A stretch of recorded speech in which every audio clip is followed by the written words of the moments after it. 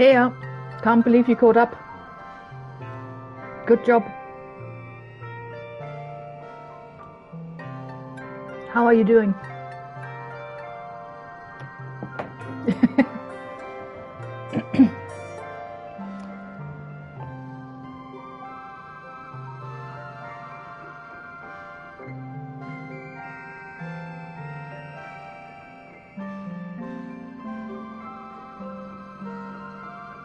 Currently eating? Yeah, we just finished, which is also why I'm a tiny bit late. The chicken was so watered down that it took ages to fry.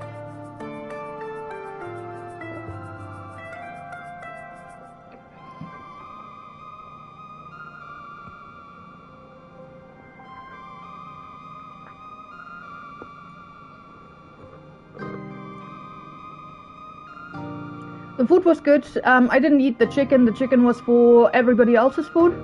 I got my own extra portion. We ate noodles with 2 different kinds of sauces. And they made a cheese sauce for me. It was really good. Right, we definitely need to relax. It was. The others had like a sauce with tomato base and a lot of veggies in there.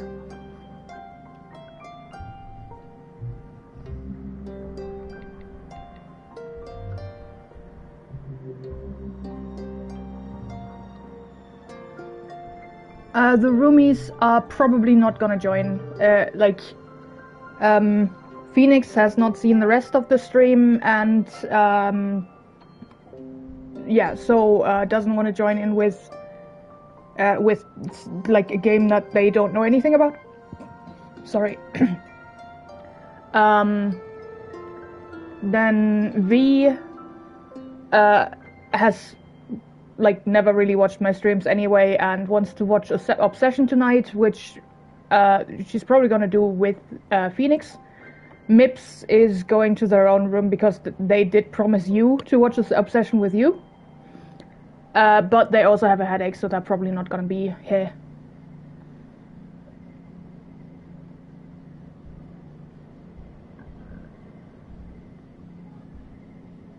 Hey, how are you doing?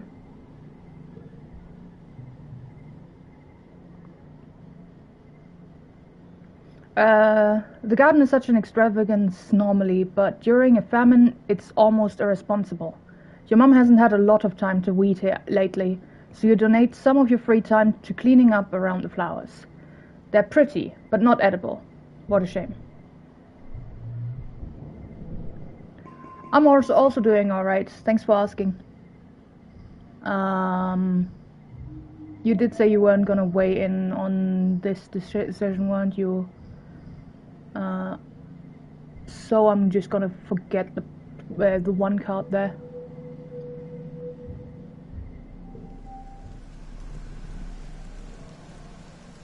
It feels weird to see the stream not in 2 times speed now. Can't believe you're not sick of my voice yet.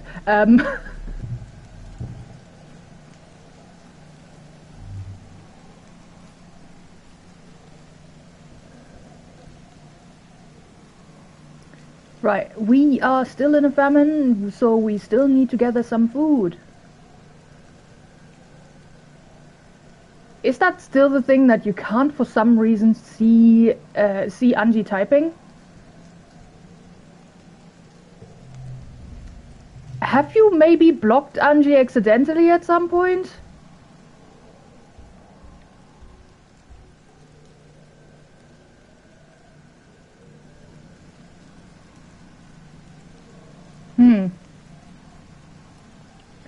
This is still very weird.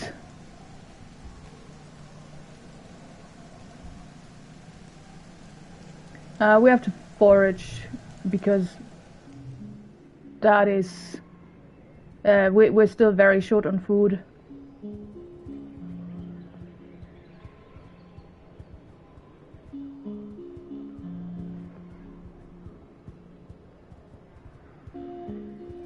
I'm also pretty sure that I can't do anything to make that happen from my side.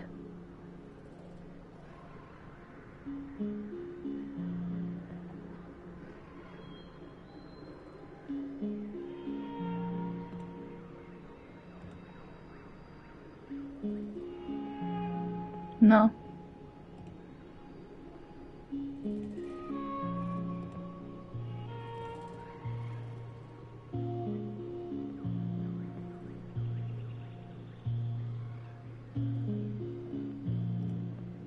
Yeah, no, absolutely no idea what that is.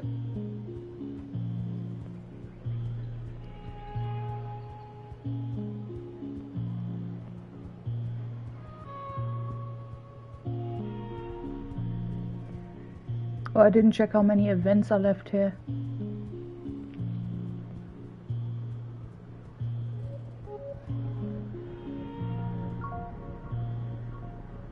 There was the new animal handling thing that you unlocked last time but didn't try out. Maybe we should do that.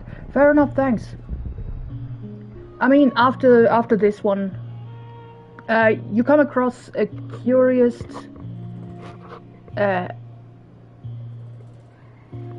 Ikilegna is their name. You come across a curious sponge-like hive, pockmarked with holes containing wriggling grubs and oozing a sweet-smelling syrup. Atop the hive is what appears to be the hive queen, looking like... Oh, wait, her swollen abdomen is the hive. She's rooted here, probably drawing nutrients from the soil like a plant, while she tends to her larvae. Utopia mentioned these. It's a squeeger hive.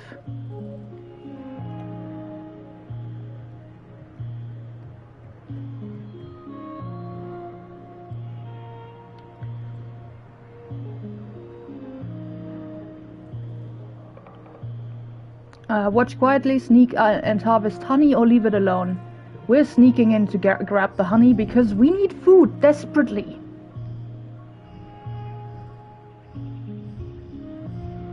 No. They were blocked, I wonder how that happened. Okay, so maybe you can now talk to each other.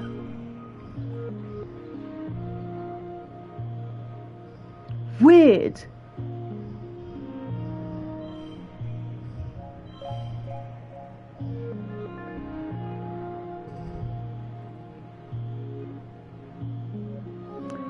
Yeah, probably a misclick.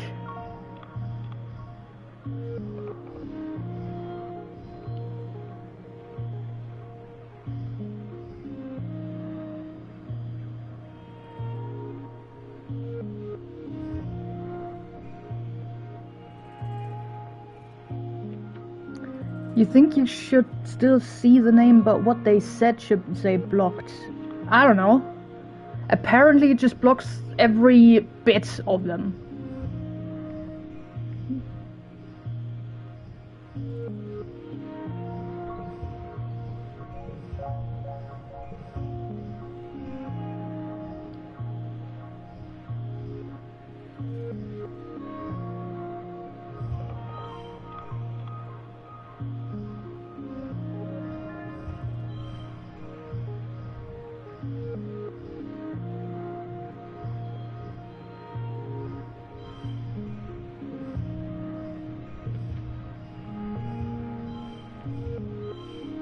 There we go.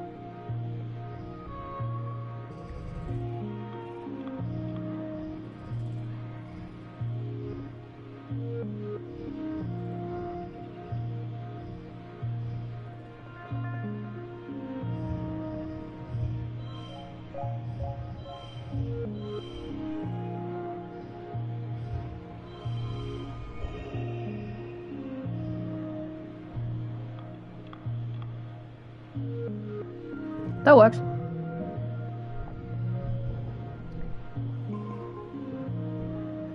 The calm hive queen has only a rudimentary danger sense. Squeeger hives can be very defensive when they sense danger to their young. But so long as you don't set off the workers or the larvae, you're free to walk right up to her. You gently avoid hurting any of the babies as you scrape her copious honey into a collector. Egg.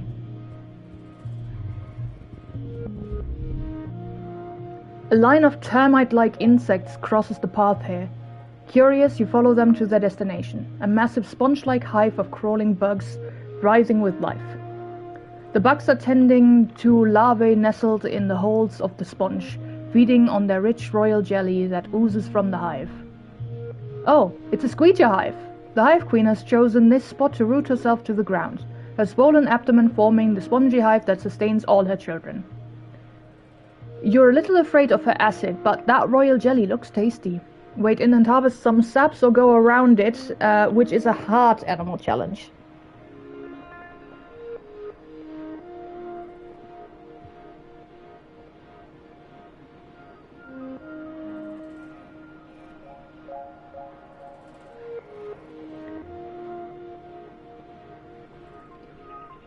It's weird that the person wouldn't show up in chat at all. Yes. Reloading. Good. Oh, you see them now. Good. That's very good. Finally. Wait in and harvest some sap. Let's try 92. That's a lot of points.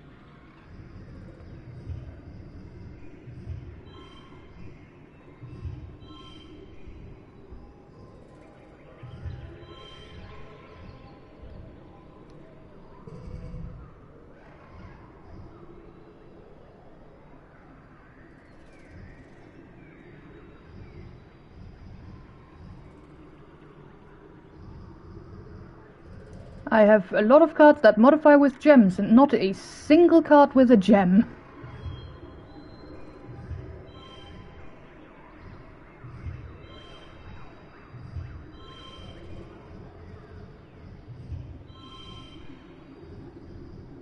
Yeah, we're not even close.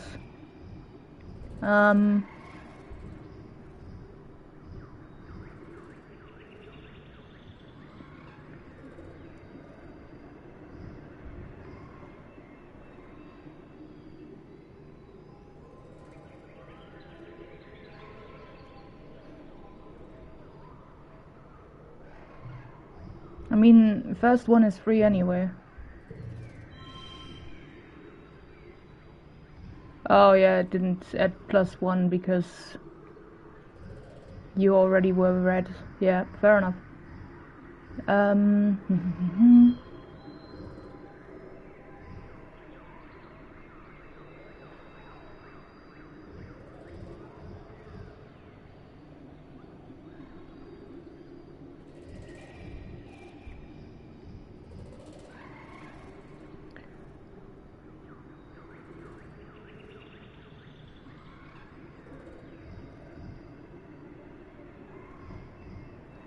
Wait, what do we have? We have only the one mushwood lock. That's not super helpful.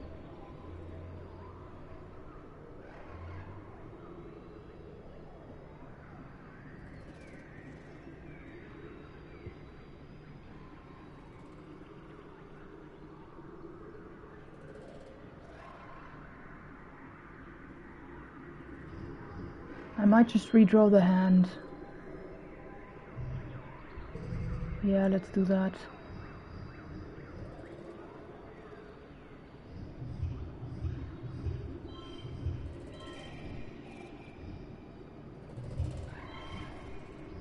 That's worse, actually. A lot worse.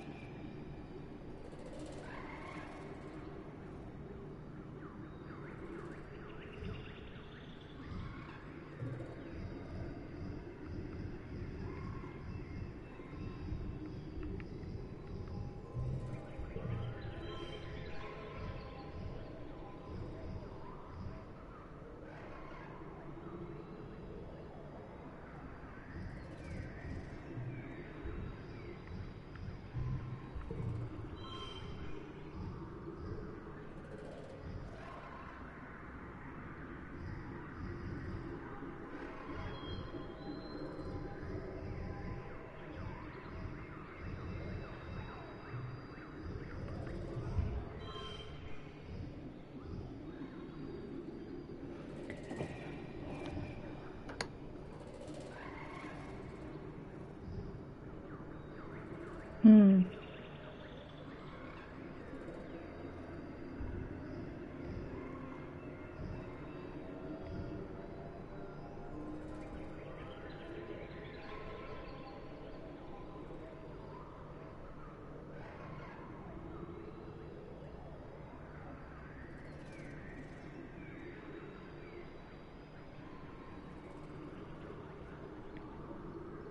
I mean, we can push through now, or we can still try to get 5 extra points. If I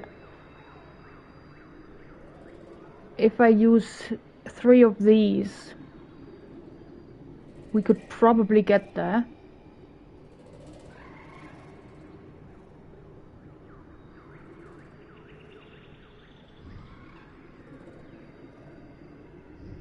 Or we push through. Yeah, let's push through. We still are fairly early in this exploration run anyway. Alright, and we got a card. You get in there and squeeze out some jelly from one of the Hive Queen's many holes, somehow managing not to get sprayed too badly by her acid. Some lands on her arm and the back of your hand and sizzles briefly, but you keep your calm long enough to escape with your bounty.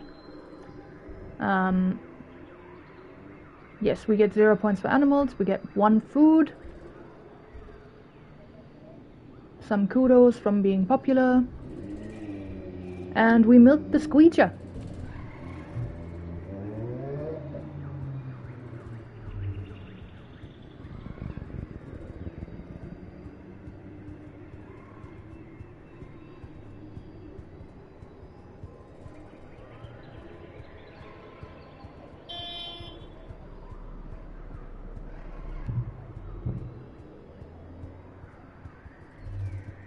Right, this is where we blacked out last time from exertion.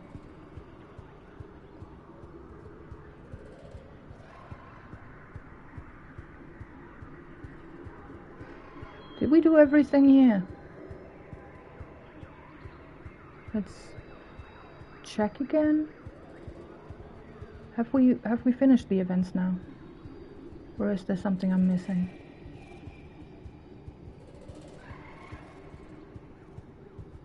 This is the way back home.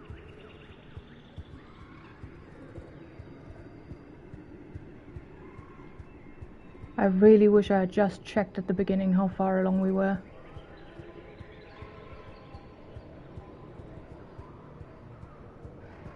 This is just this.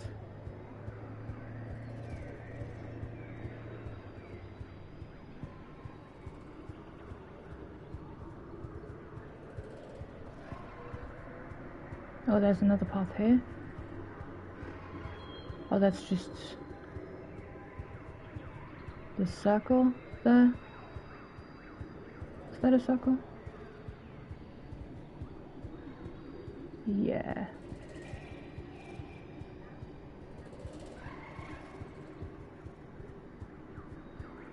Yeah, I think then we have everything.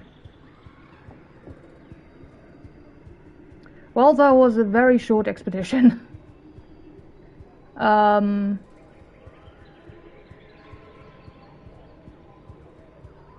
Yeah, we didn't get too much food. Maybe it's enough. We'll see. Otherwise, we'll starve for the rest of the year.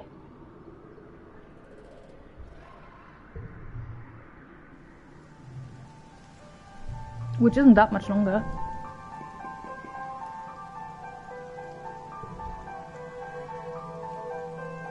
Early wet.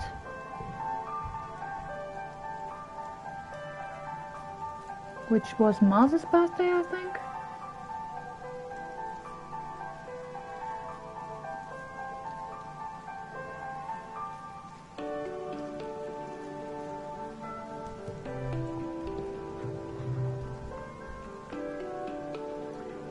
But we can tend to the animals now.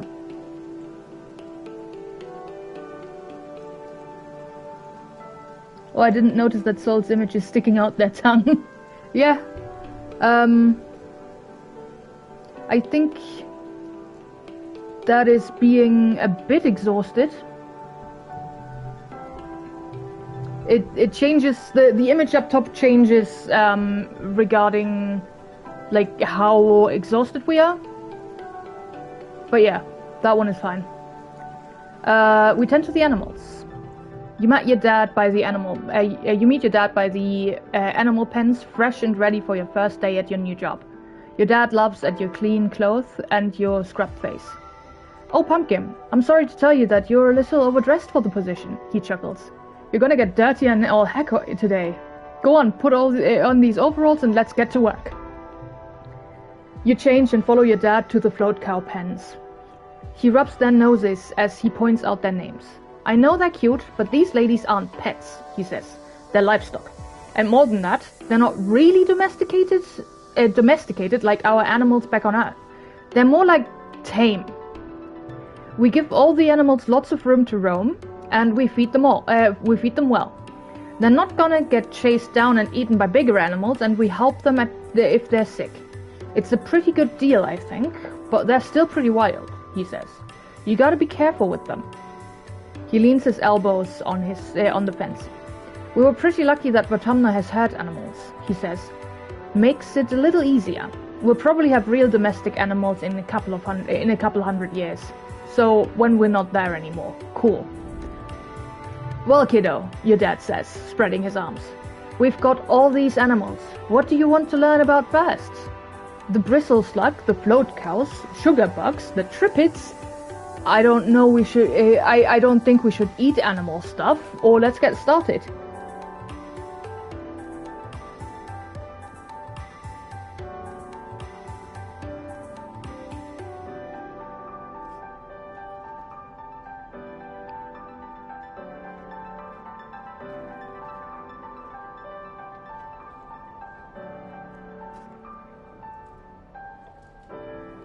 The float cows. The float cow you captured is still here. Look, there it is, he says, gesturing out at the herd. You squint and try to follow where he's pointing. Eventually you see it. Wow, it's much bigger than when you saw it last. It's been eating well. And guess what? Your dad says with a grin. It was pregnant. See all those little floaties? Our first babies. You smile as you watch the float calves bob alongside their mother. We figured out that if we keep feeding them what they'd be eating during pollen, they'll keep making milk year-round, he continues proudly. It makes them heavy enough that they don't float away. Otherwise, we'd have to keep them on leads, like balloons. Should I just go through the other 3 options here that are about animals? Yeah, let's just do that. The bristle slugs. Oh yeah. We've got a ton of them, he says. They're great, slow and easy to catch, and real gentle. I did fail at catching one. Don't let the spikes fool you. They're actually really cuddly and don't mind it when you pet them. It actually helps them. In the wild, they'd be scratching up on all sorts of things and knock off those itchy berries. He scrunches up his nose. They're not really berries. They're more like eggs.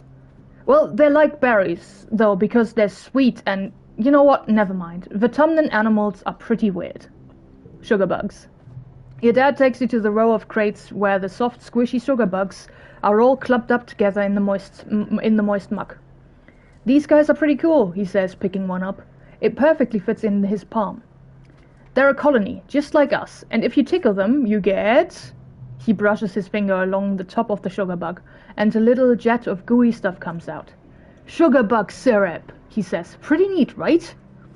The trippids. No joke, we thought these guys were just plants for the first couple of years, your dad says. We transplanted them from the wild into the greenhouses, but I guess that was just part of their life cycle, because it turns out they're sentient and can move around and stuff. We moved them out of the greenhouses and into the barns, but we don't really treat them differently. They still mostly just sit there. I don't think we should eat animal stuff, or let's get started. Let's get started. Great, your dad says, clapping you on the back. That's the kind of energy I want to see around here. We need someone to muck out the float cow stables. They might float, but their poop sure doesn't. He hands you a shovel. Have fun. Thanks, Dad. card gets +2.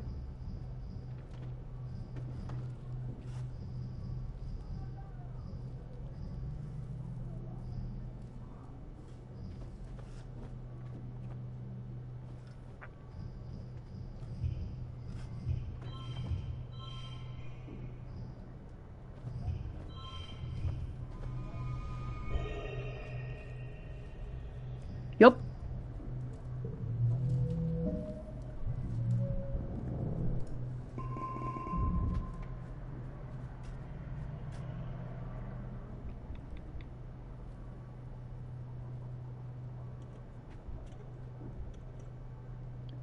We're getting close there in empathy. That's cool.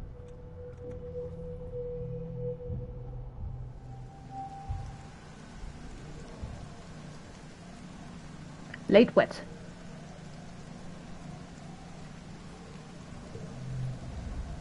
You spot Kel heading toward the barn at the far end of the farm. Hiya, Solace, he waves. What's going on? Oh, nothing, Kel sighs. Just thinking about, well... He trails off and scuffs his foot in the dirt. I guess it's not like you can get me in trouble now, so... Yeah, I used to have a pet. She was like a little pink caterpillar. I called her Socks. She lived in a trunk up in the storage barn. Nobody knew. He scrubs the back of his arm over his face. But she didn't stay little forever. Eventually she got big, like real big. And I couldn't figure out what to feed her, so she ran away. Cal sighs and looks wistfully up at the sky. I just hope she's doing okay, wherever she is. Are you his pet? I did find you in the vents.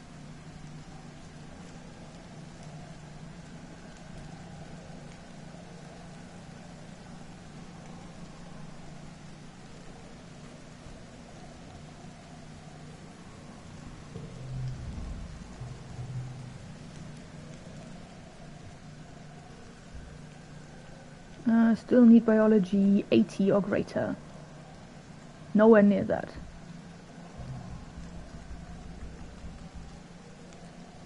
Never mind. Fairly near that. That's a pretty good card. Let's just check if I actually did find everything here. Yeah, I did find everything.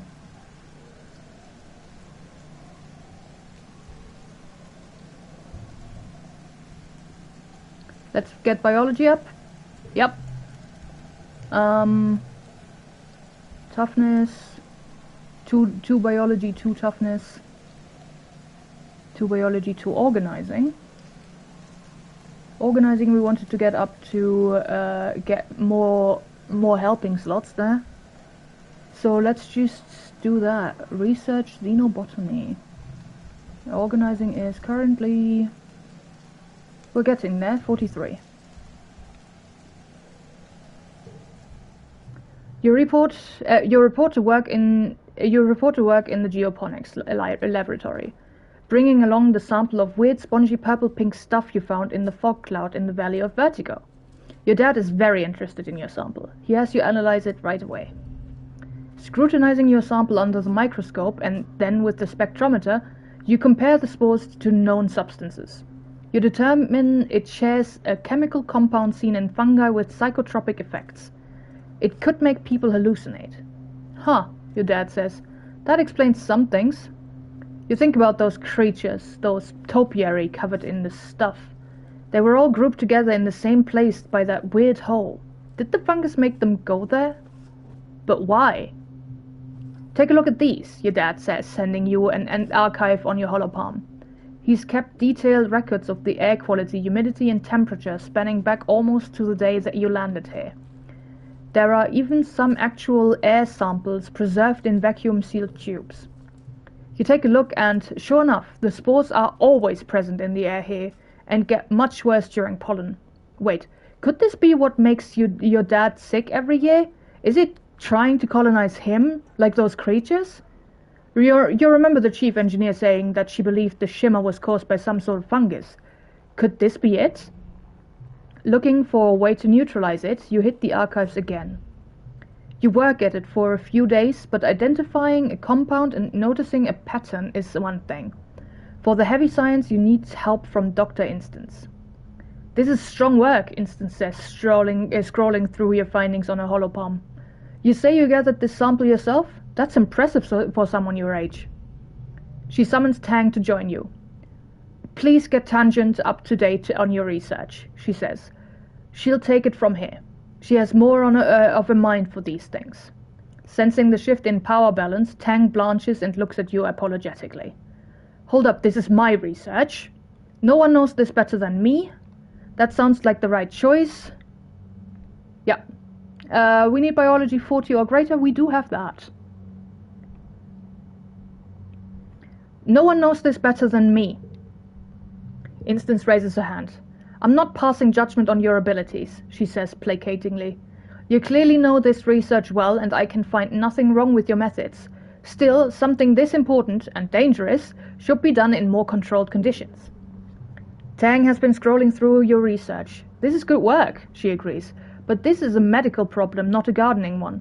We're already studying the shimmers, so just think of it as combining your research with ours. The corners of her mouth twitch up, the most of a smile anyone can usually get from Tang. I'd like to work with you on this, actually. I can't believe you got all of this from just a sample. Instance nods, dismissing you both. If you'd like solace, you can stop by the lab later to check on our progress. Get to work. If there's nothing wrong with our methods, then why is it a problem? Fair point.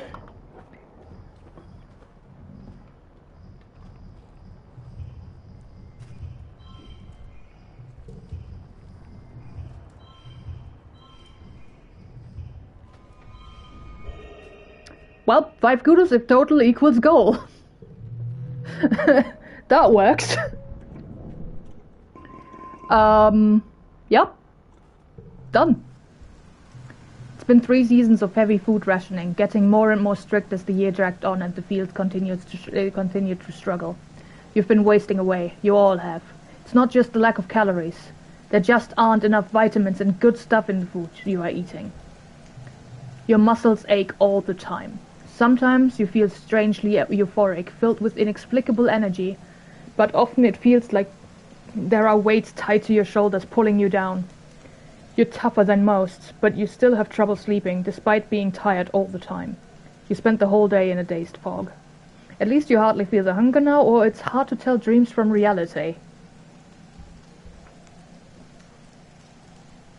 See, the picture changed again. We are very exhausted now. To be fair, I was already planning on probably doing a rest period in glow season anyway, because there's nothing much else you can do there. It's hard to tell dreams from reality. Last week you were brushing your teeth when you noticed that some of your teeth were wiggling. You brushed and watched all of your teeth begin to fall out of your mouth, clinking into the sink like pebbles and washing down the drain. Horrified, you started screaming, only to snap out of it and realize you'd been staring at yourself in the mirror the whole time, lost in hallucination. Your friends stop working and retreat to their quarters. You lie to each other about other on the holonet, all saying you're okay, just taking it easy, waiting for the harvest. Well, the harvest came and went, as meager as ever. Your mother still hasn't given up and never rests, never stops working, as much as your dad begs her to. She must be sleeping in geoponics because you hardly see her in the family quarters anymore. From where you lie nestled in bed in your cozy fugue, it all seems like far, far too much effort to bother with. Help your mom in geoponics or save your strength.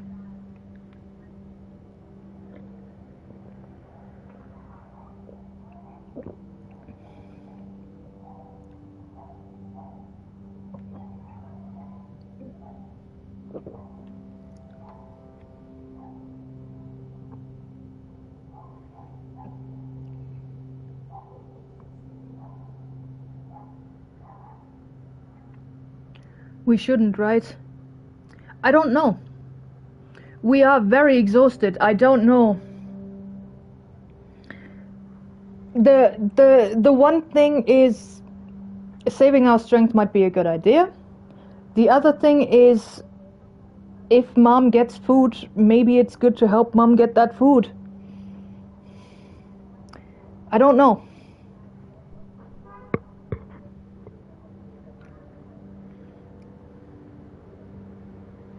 Let's help her? Alright. You're out there in the fields with her, being her sidekick, helping fetch things. She never slows down, but the robo-plow finally breaks under the pressure. She doesn't. She's out there even longer, doing everything by hand. What's the worst that could happen? I mean, us getting 2 biology points. And 0 toughness points. Both your parents feel responsible for this famine, but as head of geoponics, your mum takes it personally. She's been skipping meals, relying on water and pressed soy bar rations. Just enough calories to keep her body moving, but not enough to stay healthy. Yet she never lets up working herself to the bone, barely even sleeping, increasingly sallow-eyed and gaunt. You and your dad tried to slow her down, but, well, she's a stubborn woman. If not her, she says, then who? You and your dad are in the lounge, slowly sipping your vegetable broth, when there's a commotion at the door. Someone's run in, gasping for breath, yelling for you and your father to come to geoponics. You run over, knowing deep in the pit of your stomach that something terrible has happened. When you see the faces of agriculturalists, your mum's people, you know that feeling is real. No, Mum. Your dad sees her body first. He lets out a cry like something you've never heard before. A deep, unimaginable pain dragged up from the darkest parts of where fear lives. No! Your dad falls to his knees beside the frail body of your mother. He pulls her into his arms and sobs, wretched and agonized. You don't even know what to think. Your mum always seemed larger than her body, but seeing her now, there's nothing there, just a fragile shell. They tell you she didn't even cry out. She just went to her knees and then lay down in the dirt. And that was it. She's gone. Gained status in mourning.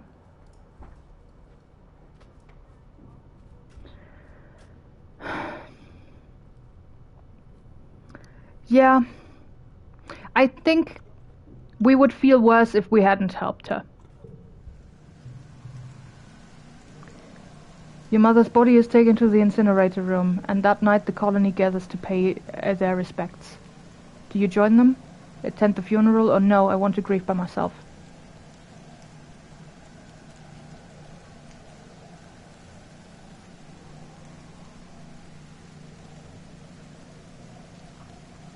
Attend the funeral. Like Tammy's funeral, the incinerator room has been cleared and a wreath of flowers placed over the mouth of the organics recycler. They're white as Strantia, your mother's favorite flower, carefully carried from Earth with the hopes of it flourishing here on Vertumna, just like you. You stand with your father and Aunt Anne. Udicott and the rest of the council are here as well, including Rhett. You're surprised to see tears rolling down his face. He's such a hard ass in the garrison. Cal is here with all the other agriculturists. The rest of the colony waits in the canteen to offer their condolences after the service. Governor Udicott gives the eulogy. As a colony, we share our blessings, she begins solemnly. However, today, in sad company, we gather to share the burden of our grief. Fluorescent was born on Earth, but she more than many of us exemplified the spirit of our endeavor to bring life to beyond the stars. She bore life, not only in her body, but bringing it forth from the ground she so faithfully attended. Our mother just died. Starvation. The debt we owe to her is the kind that can never be repaid, she continues. It is with the deep and unbearable grief that we must continue on without her, in awe and respect for her sacrifice, the depth of it which was never expected of her, but which she did not expect of anyone else. It is on her strong shoulders that she carries us, still. Udicott closes the door to the recycler, and the particle disintegrators begin to reclaim the molecules that once formed your mother. Your father squeezes your shoulder, making a small choked-off noise of pain. As a community, we remember Fluorescent. As a community, we return her body to the soil that nourishes us. In this way, her sacrifice is recognized in the manifest body of the colony. The ceremony is adjourned to the canteen, where a somber wake is held in your mother's memory. There isn't enough food to dull the emotions, and your empty stomach only reminds you of her unfinished work. Your father is the new head of geoponics. In a few hours, he receives your mother's remains so that he can add them to the colony's precious supply of brown soil from Earth. You touch the cool lid of the container, marveling that your mother could fit in such a small box. You don't have to be okay, your dad says quietly. His voice is thick with emotion. I know I'm not. I have to keep going where she left off, but if you can, you should take some time off.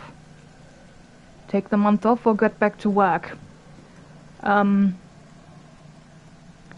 We are currently at 0 energy, so this might just be a thing.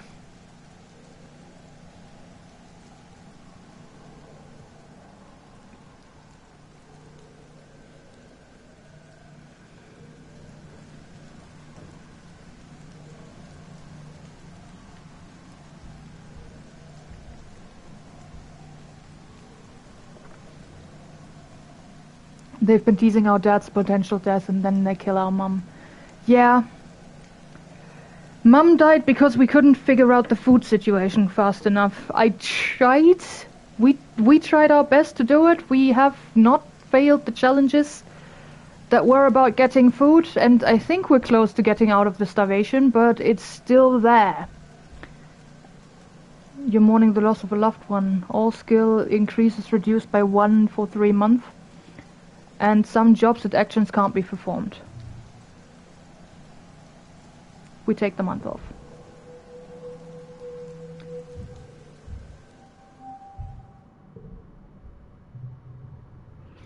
The prospect of just going back to work like everything is normal is too much to handle. The suns dip below the horizon and glow begins. You end up spending the whole month alternating between sleeping, scrolling the holonet, and staring into space. It's restful, at least. A few days after the funeral, a surveyors return with an unexpected bounty from the Valley of Vertigo. It's enough to survive for another month, until the new year, maybe if you keep rationing. The colony will continue to limp along, but without your mother. The roar wakes you. It would wake the dead. It shakes the walls, rumbles through the ship's hull, and makes your heart skip a beat. You're paralyzed by a sudden clench of fear in your gut. Through your porthole window you hear metal screeching and people shouting. Then another roar, guttural and rumbling like the sound of a mountain collapsing. Something enormous is out there. Run out to face it or stay indoors.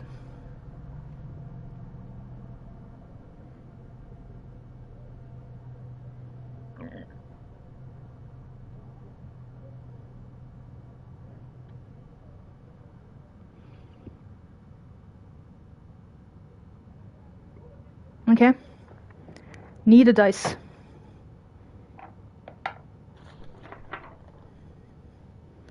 Kitty paw die. Run out to face it.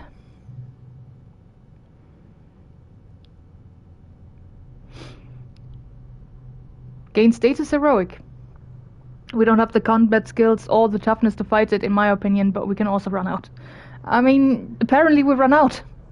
You don't know what gives you the courage, but you run out to the fields to face the horrible creature face to What? The fuck are those hoofs that I see? It has no face. In place of a face or even a head, its body just unzips, revealing a mess of writhing pink tentacles and blinking eyes, poked with jagged asymmetrical teeth. It stands on 4 enormously powerful legs, each as wide across as tree trunks. Clinging to its back and its thick slug-like tail are clumps of lichen that glow faintly in the light. The creature is nearly twice the height of a greenhouse. It stands on top of a flattened one, the wreckage of lattice and plants all around. Flickers of light from plus rifles and stun gloves lighted with from underneath, and the stench of ozone is thick in the air. Now the question is, Cal said his pet was slug-like, didn't he? Is this Cal's pet? Is Cal's pet my pet? What is Cal's pet? Will it come up again? Oh, he said it was a caterpillar. Yeah, this is not a caterpillar. Okay. I don't know. This is disgusting. And the teeth are everywhere. You see Anemone and her brother come darting in and around its legs with their twin shocks of red hair. The faceless creature lurches into another greenhouse, oblivious of the soldiers trying to herd it away. The monster left a trail of destruction from where it smashed right through the walls. Smaller creatures are pouring in through the gap and heading towards... They're headed straight to command. You watch helplessly as the hordes of animals storm command, sneaking through torn-away panels and smashing through windows. It's too far away to hear the screams, but Governor Udicott is inside. You have to do something. Help Anemone and Com, save Governor Udicott, or fight the faceless monster on your own.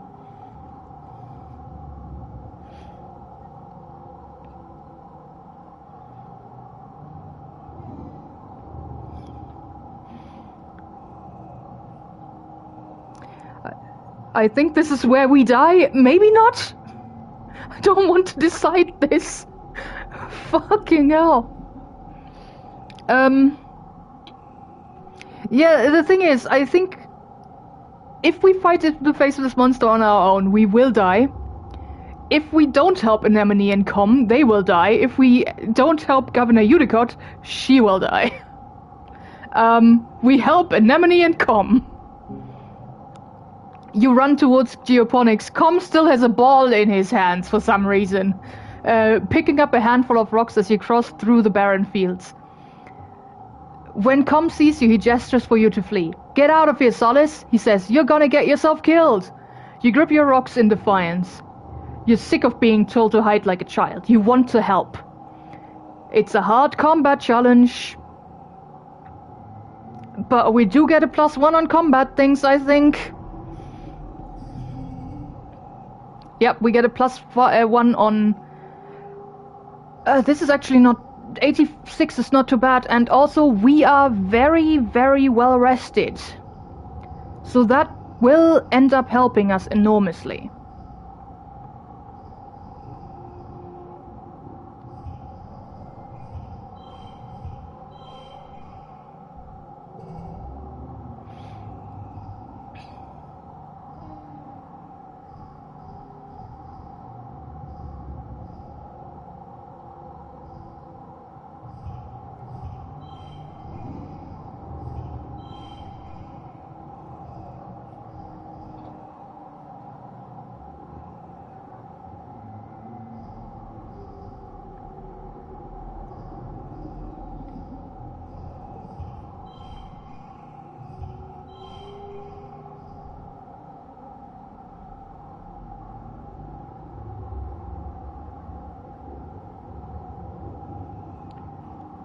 Yeah, I think this is... Yeah, 3, 4, 5, 6. This is the better option, I think.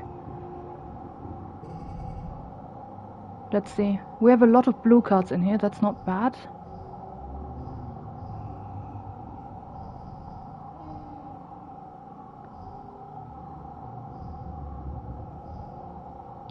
Three, 4, 5, 6. And I can't put you as a 2 in there because you would get a higher total. But this works, this works! We got it. We won, we won.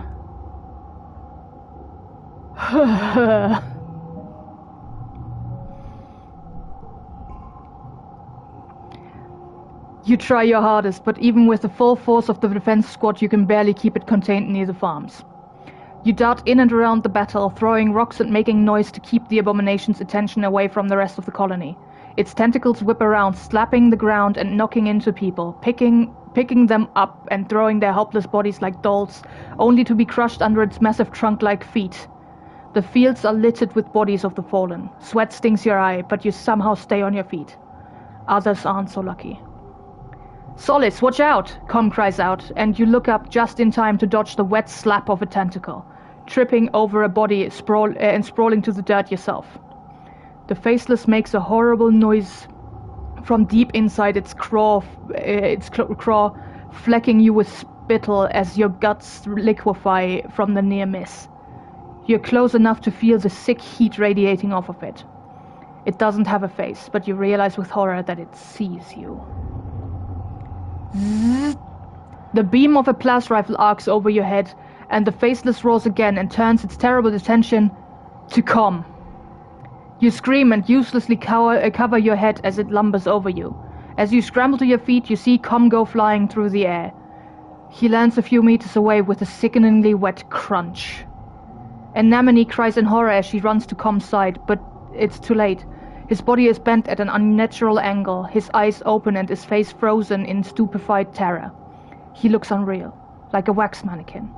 He's just gone, like that.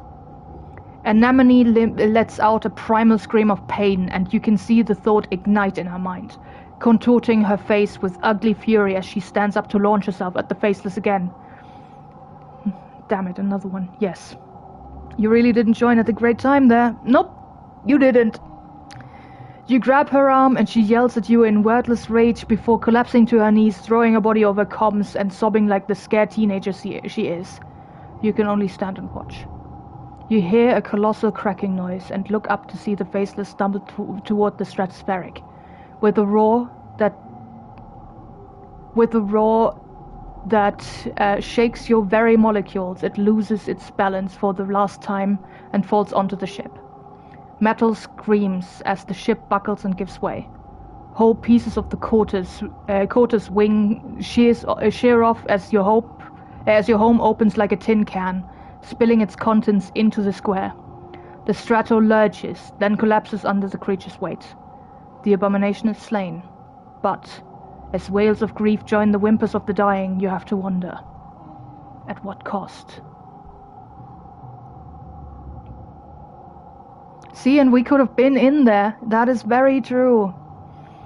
The council calls an all-colony meeting to face the aftermath of the attack. In the oppressive gloom of Glow, you gather near engineering with the other survivors. It's one of the few buildings still standing.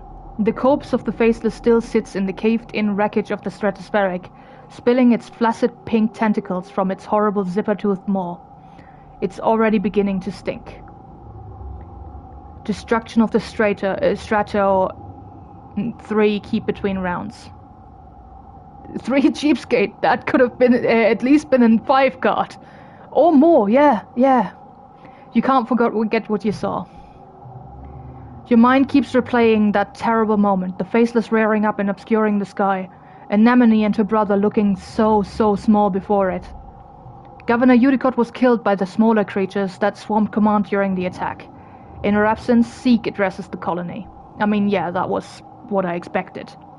The council acknowledges the bravery of the defense squad, citing their heroism in finally taking down the Faceless. Geoponics is gone, the greenhouses destroyed, and fields trampled. After a year of suffering, starving and only barely scraping by, you're not just back where you started, it's even worse. Everything your mum sacrificed herself for, gone in one night. The entire front half of the stratospheric has been destroyed. The living quarters, the canteen, the garrison, the lounge, even the crash, it's all gone. It's only by some stroke of luck that people hiding in the crash weren't all killed. Zeke solemnly reads the names of those who lost their lives, too many, including Governor Udicott. You all stand for a moment of silence. You feel the weight of loss like a blow to your chest. Anemone and her family cry out when her brother Com's name is called, and their quiet sobbing continues through the silence. With the living quarters destroyed, everyone moves into the engineering wing for shelter. You're crowded into the classroom with other families. The adults try to make it seem like a sleepover, but you're all still so shaken. Anemone cries about her brother and screams at anyone who tries to comfort her. Eventually you just ignore her grief, as painful as it is to hear her sobbing at night. You feel like you've been awake for days, and you'll never fully sleep again. You try, but you keep jerking awake, crying out in fear. Eventually you fall asleep sitting up, held in your father's arms. Your sleep is fitful, but mercifully dreamless. I mean, we never got rid of the status in mourning, did we? We have it again now. Yeah, the first playthrough apparently is the one where everything should be hopeless and horrible. It truly is. Rest for now.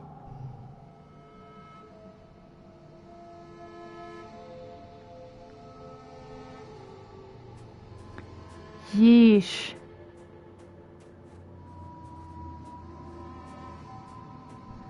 Yup, that happened.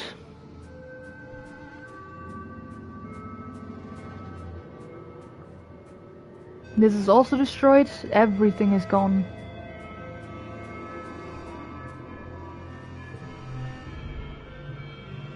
I know it's hard, Cal says, fiddling nervously with the tassel on his shirt, but I just think, what would your mum do right now? She wouldn't complain, that's for sure.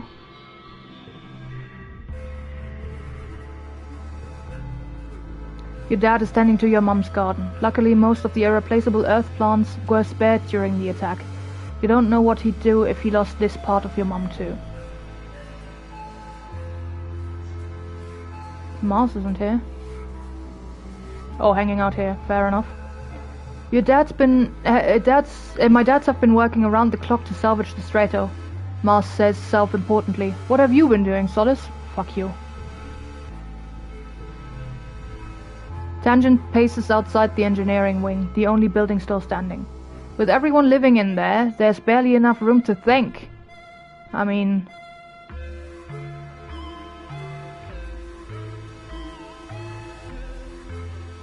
Oh, this is also barred off. Where's Anemone? You catch Diz looking at a hole in the colony wall. What if... maybe we deserved this, he says quietly.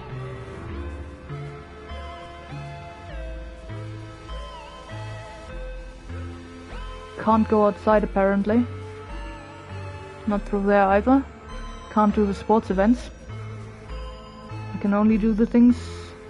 I'm worried this might be right. We are colonizers, so...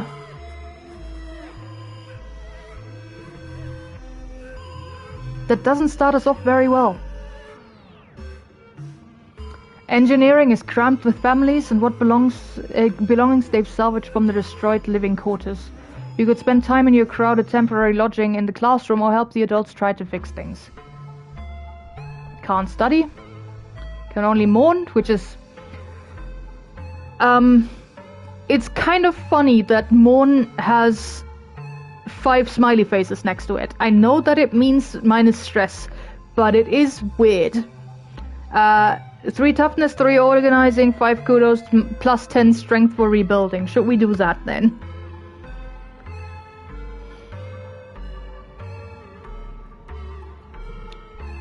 The first month of quiet passes, each day plodding one after the other. We're weirdly good on stress. I mean, we did just rest.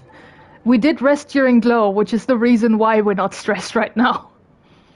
And we didn't get stressed during the attack, which also has happened before. The first month of quiet passes, each day plodding one after the other. You still have trouble sleeping in the classroom barracks, but there's nowhere else to go. Every day you wake with the others and try to make the best of it. Grief and anger come in waves, not just for you, but for everyone. Some days are better than others. You're assigned to help rebuild the walls. The first part of the month is spent just dragging away the wreckage, sorting it into salvage or recycling. By the time that's done, crews disassembling parts of the stratospheric have delivered enough salvage that you can begin work patching up the walls. A sense of urgency permeates the crew. After everything, people need to feel safe. This is on the work crew with you, something he does begrudgingly. Walls didn't help the first time, he grumbles whenever anyone asks for his opinion. We should just tear them all down and live like the animals do. If someone planted a bunch of buildings on my land, I'd be pissed off too. Work hard, or this is right, this is pointless.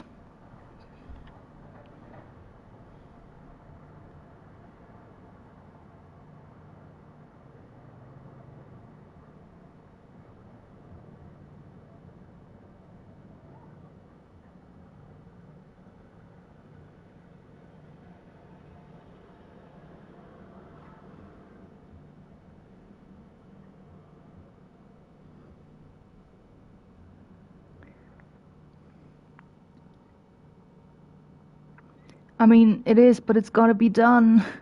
I say work hard. I heard... It's right, this is pointless, and was like, what the I heard this is right, this is pointless, and was like, what the fuck, Artie? Yeah, I did not say that. This is pointless. Work hard. By the end of the month, you've made noticeable progress. There are other priorities and not a lot of construction material, but when last year's mushwood harvest is done drying out, you'll be able to do more. Even if this is right that it didn't help the first time. It's better than nothing. Tangent and Chief Engineer Instance have been hard at work in the lab trying to find a cure for the Shimmer disease. You join them in their research. You're the one who found a sample of the Shimmer fungus and analyzed it. You're the one whose father suffers the most from it. You confirm that the Shimmer is an airborne fungal disease, and that the thick, choking spores in pollen are the same fungi found from the Valley of Vertigo, the ones that colonize the host and turn their bodies into more spore-producing fungus. Finally, you have a long-due breakthrough. Sunlight. You try inoculations, antibiotics, antifungal creams, but what finally works is a high-intensity light treatment mimicking the full force of the sun's during dust, coupled with an injection to increase its potency. Of course, Tang exclaims. The fungus colonizes animal life during pollen and some succumb to it, but the intense light of dust scourges the fungus from the survivors. It's all part of the natural cycle. The treatment works on samples, now to test it on a subject. Test it on your dad, test it on yourself, or test it on an animal.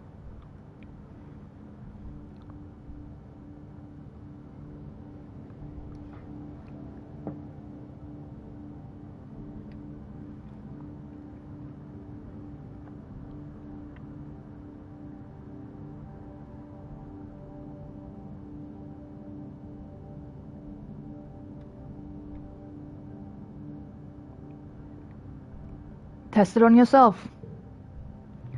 You open a triple-locked research room and pass through an airlock. You don't have your Enviro suit on, but that's the point. You need a strong dose of this fungus in your lungs. The small room is filled with a Shimmer fungus. It's growing on everything. The floor and walls, and on lumpy shapes that were some kind of biological matter once. Now it's all just fungus, violet and shiny. You breathe deeply, marveling in the feeling of soupy, dangerous air infiltrating your body. Tang watches safely from behind the thick plexiglass. You can't tell if she's jealous or impressed.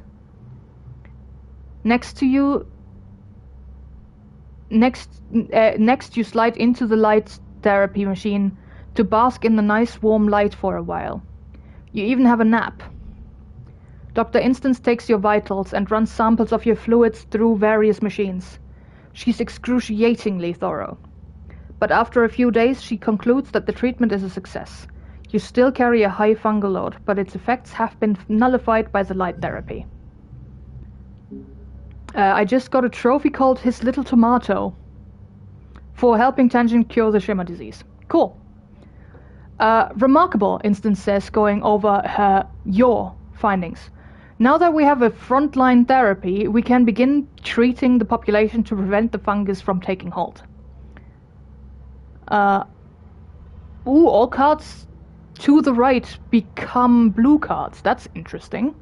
It's only one card, but might work out with it being a 1. With doing a straight. I don't want us to be responsible for any more suffering. That's very fair. We got also +2 friendship with Tangent. She looks over at Tang. Solace's discovery will be of great help with our other research. You expect tangent might be crossed that you got the credit, but she nods, looking pleased. You're just thankful that no one was killed. Not your father or anyone else. The colony is safe from the Shimmer. Get to work. Card becomes red. Okay. +2 if card is red.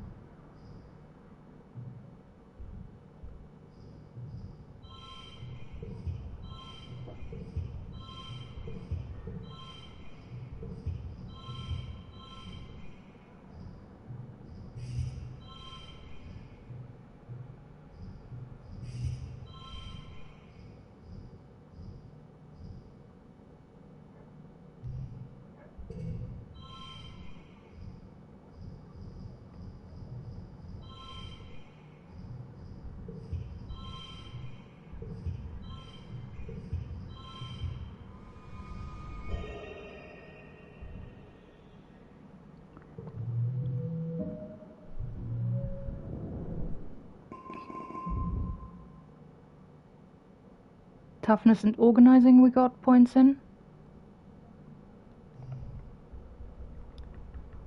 We have 48 now in organizing. And we're way past the 80 that we needed for Cal's thing. We just couldn't talk to him about it. The sun's finally dawn again on your birthday. You wake early and climb to the top of engineering to watch the first sun's watery rays break the horizon as the wormhole recedes across the sky. Dawn should represent hope after a long period of darkness, but this light only reveals the full extent of the damage to the colony. You've been having trouble sleeping, like most people. It's hard to find rest, crammed into the classroom with all the other kids and their families. And every time you close your eyes, you see... You shake your head to clear the memories. You pull your blanket more tightly around your shoulders. Not your blanket, that one's gone. And stare out as the sun rises on the horizon, meager and sickly. Hey kiddo, you hear? Then your dad comes and sits down next to you. I was looking for you. Nice view, huh? Least we got a rooftop patio out of the deal. He laughs a little at his own joke, then just sort of trails off with a sigh afterward. He puts his arm around your shoulder and you sit in silence for a while, watching the sunrise pick out all the broken glass littering the fields, glimmering like a field of stars. Neither of you really know what to say. It's clear your dad feels like he has to give you a pep talk, but there's an oppressive nature to the silence that makes it feel impossible for either of you to start. Eventually, he just sighs and his shoulders slump. I know things seem pretty bad right now, he says, squinting into the sunrise. It sounds like it's taking all his effort not to cry. But it'll get better. It has to, right? You're not so sure. At least your mum wasn't here to see this, he mutters. That's the silver lining, I guess. Is it? You watch the sunrise together for a few more minutes. After a bit, your dad musters up a brave smile and pulls out a little box tied with a piece of gardening twine. Happy birthday, my little rutabaga, he says. You know what it is before you open it. Your old medallion, the one your dad made, with the sun on it to represent Earth, was broken during the attack. In all the chaos you didn't even notice, but your dad did, and made you a new one. It's just like you remembered. A similar design with a wormhole this time, to represent Vatumna. And it gives us +5 to challenges, not just +1. You thank him and squint out at the swirling wormhole still barely visible in the brightening sky. It's so massive and awe-inspiring this time of year, but it always seems to herald disaster. You're happy to watch it fade away into the daylight. Your dad slaps you on the back. What a birthday, huh? He's hoping they all get better from here. You both head back downstairs to the wreckage of the canteen, where they've put a temporary roofing with whatever tarps and scraps could be found. The colony nanoprinters, the few that still run, have been working day and night to replace the necessities of life, but larger construction projects are going to take some time. Aunt Anne has coaxed the kitchen nanoprinters into making soy gruel and pressed bars.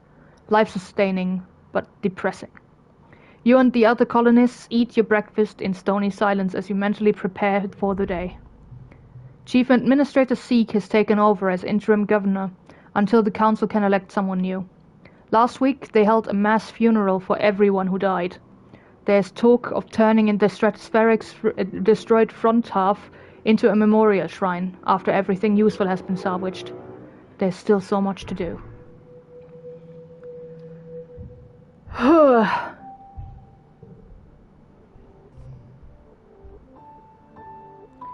We are 15 now.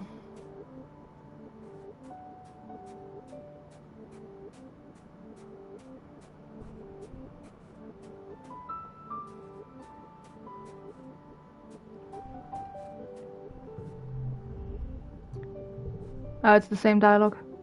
I think until we finished rebuilding this, we can't do anything else with the others. Well, let's rebuild. You're assigned to help out in geoponics. The agriculturists have been hard at work trying to salvage what they can of the ruined fields and the destroyed greenhouses, but there's still a lot of work to be done. Your dad has taken over as chief cultivator. Succeeding your mum was already difficult for him, and now there's this. He's never been the kind of guy to hide from hard work, but he's been pretty distant lately. Also no leaving? No. Leaving is impossible, the doors are destroyed. Cal's working in geoponics too, of course. He smiles when he sees you. Hey Solis, there's lots of stuff to do. What do you want to work on? Repair the greenhouses, work in the fields, or rebuild the animal pens?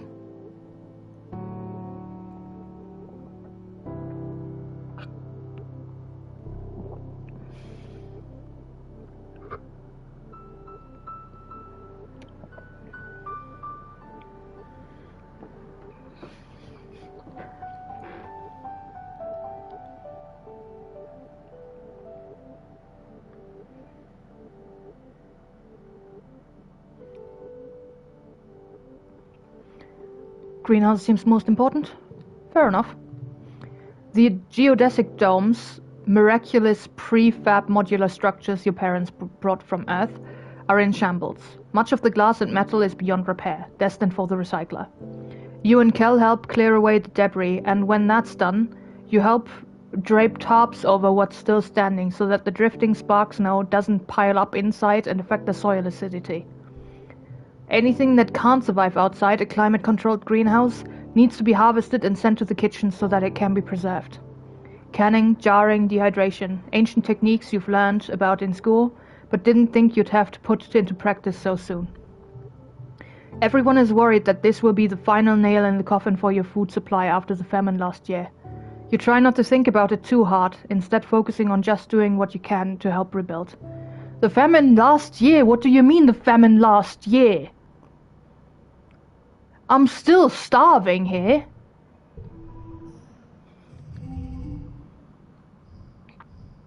Random card locked into slot. Fuck you!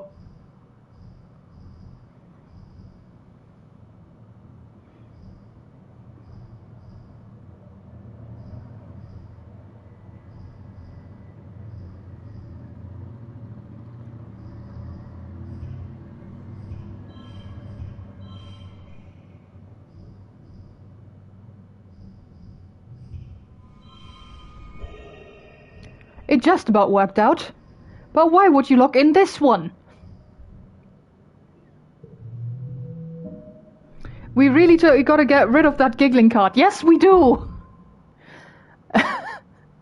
It's a really bad card. You're eating in the mess tents when you hear something rumbling. What? Your bowl and cutlery start rattling. People look around in alarm. Could it be another attack? So soon? You begin to hear shouting from outside. Someone runs into the tent. There's something falling from the sky, they shout. It's on fire. Seriously? You join the crowd of people leaving your temporary structures together in the colony square. People are squinting up into the milky quiet sunlight, pointing and gesturing wildly. It's impossible to miss the thing hurtling towards you from space. like a great big ball of fire coming straight for you. Is this it? Is this the end? After all you've been through, a meteor's gonna land in the middle of your already ruined colony and kill you all? Apparently. Got a trophy for that one. Mars grabs your shoulder. It's another ship, she exclaims. What? Look, it's another spaceship from Earth. Excitement ripples through the crowd. Could it be? I mean, it looks like it. Is it? Wait. It's our ship. We're in a time loop. The ship is gonna crash into our colony and destroy our colony, and we start from scratch.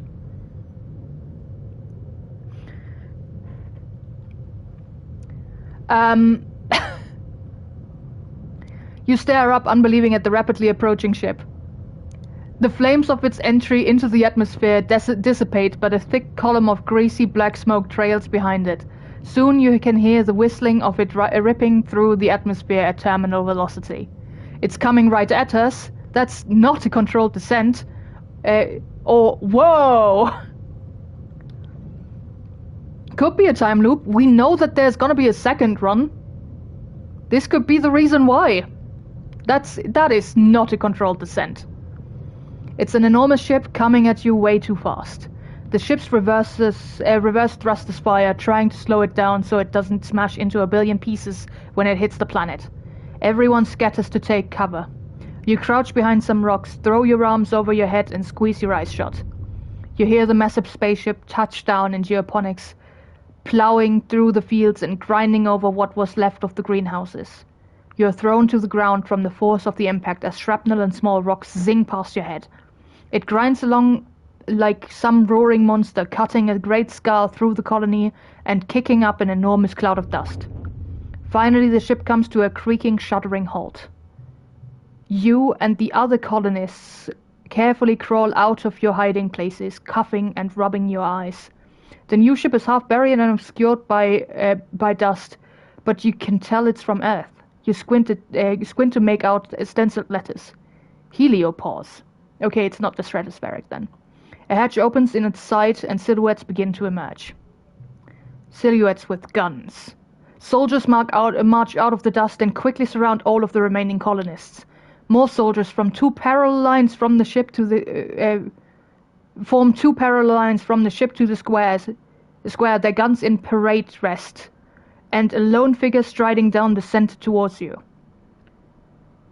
We just fixed those. Mean, yes, but also soldiers with guns. Greetings, fugitives of Earth. What? The man says, spreading his hands wide. A dismayed murmur ripples through the crowd. The adults exchange significant looks. Chief Engineer Instance tries to slip out of the crowd, but she's stopped by the line of soldiers. The man smiles. He has a broad, easygoing smile that doesn't match the threatening aura of the soldiers, nor the smoking ruin of the ship behind him. I am Commander Lum, he says proudly. As captain of the Heliopause, I have come to render aid and bring you to justice. The chess triangle. Listen with the others or try to sneak away.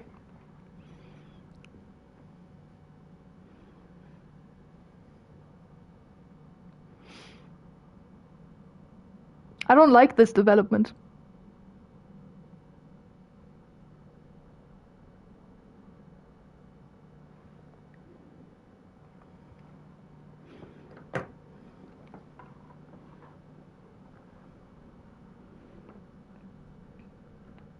Okay, I'm rolling a die.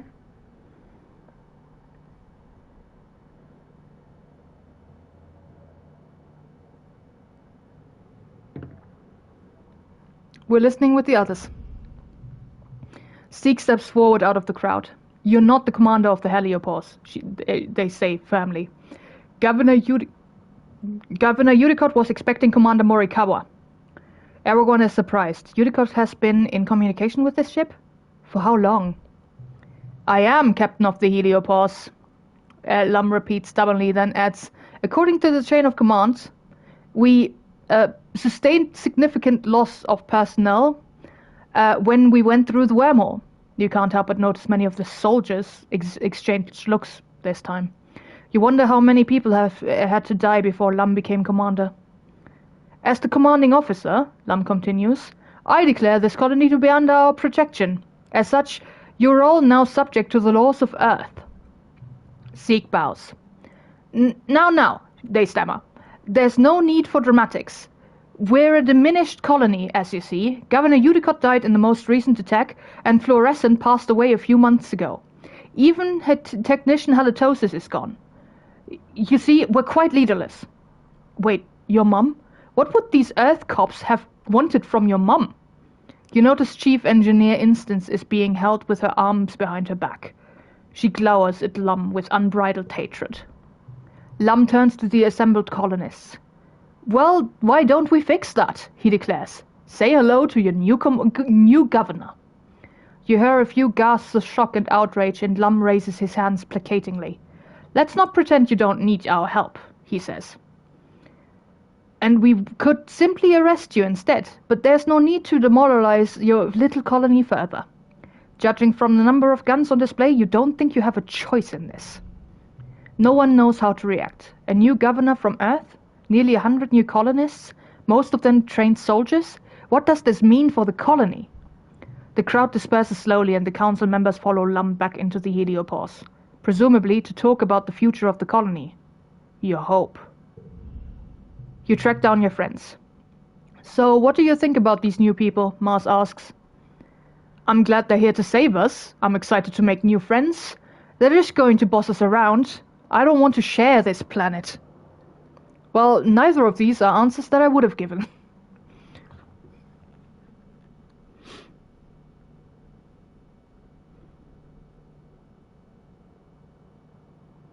I don't want any of them. Same.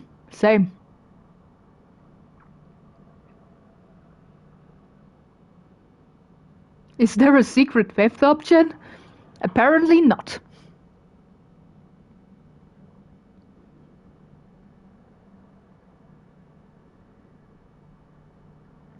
Three is the one I hate the least.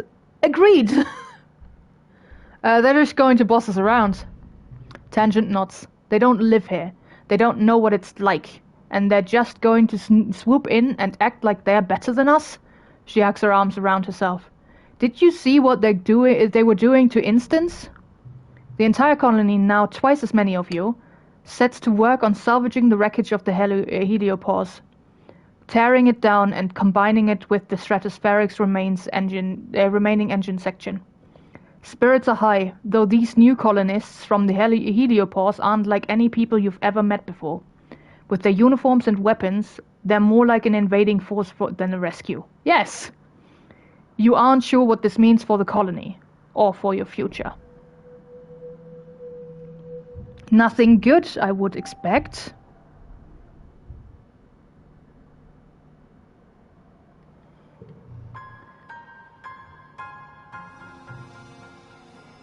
The colony just got colonized. Yeah. As the dust settles, you rebuild your house around the new ship, the heliopause. The new arrivals, soldiers mainly, are aloof at first. Many see you as fugitives. I think this might be an ending. Together you build new walls, living quarters, greenhouses and a massive bunkered garrison. The Stratos' engineering wing is the only reminder of your old colony. The heliopause brought enough rations for another 5 years, as well as a rich seed bank and working hydroponics. Finally an end to the slow starvation you've felt for years. They also have more guns and explosives than you've ever seen in your life. Even the ship has guns. A full stomach, a roof over your heads, and the promise of safety convinces most Stratocolonists to accept the Helios. In return, the Helios decides that you criminals pose little threat. A grudging peace is brokered between the two groups. You decide they aren't so different, really. There are even Helio children, born among the stars just like you. After a month of hard work, you and your dad move into your new quarters, and you have your own bedroom for the first time in your life. You place a picture of your mother on the shelves beside your bed. You step out onto your very own balcony to watch the new colony, its grounds bustling with so many strangers and strange new ideas. You feel something rising in your chest that you haven't felt in some time. Hope. Excitement. What will the new day bring? You better get out there and find out. We're not starving anymore, that's good. We have +5 colony defense, okay. And we just got rid of all our stress. Rush outside to greet the day or cautiously step outside. Solace feels way calmer and cooler about this than I do, because people with guns, there's just something about them that I do not like. In general.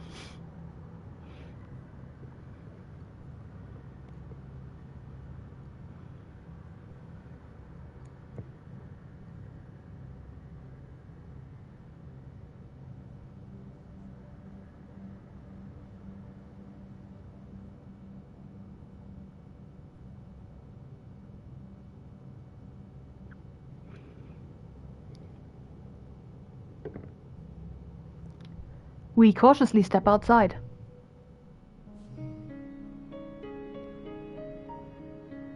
Okay. Maybe that was not a choice then.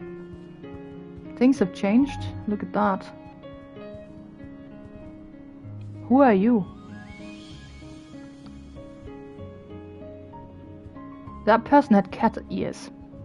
This is way bigger now. Let's just talk to the people. Starting with Cal.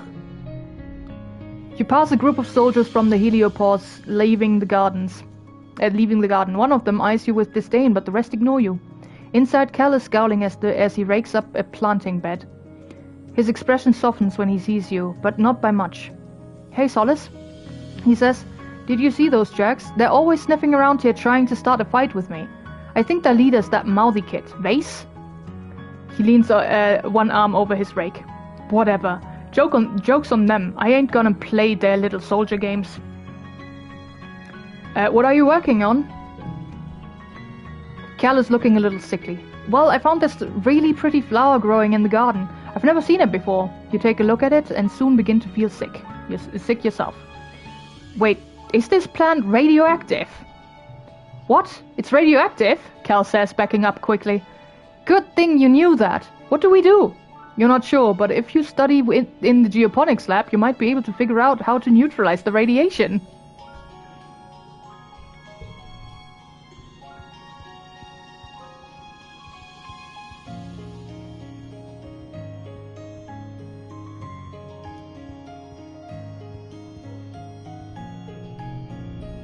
You spot Tangent leaning against the wall outside engineering. She's yawning, rubbing her eyes and staring off into space. She startles at you as you walk up. Oh, Solace. Oh, she's taking a short break. Yeah, that's a really high card. I think that's my highest card so far. Tired? Yawns are infectious. Join in and yawn too.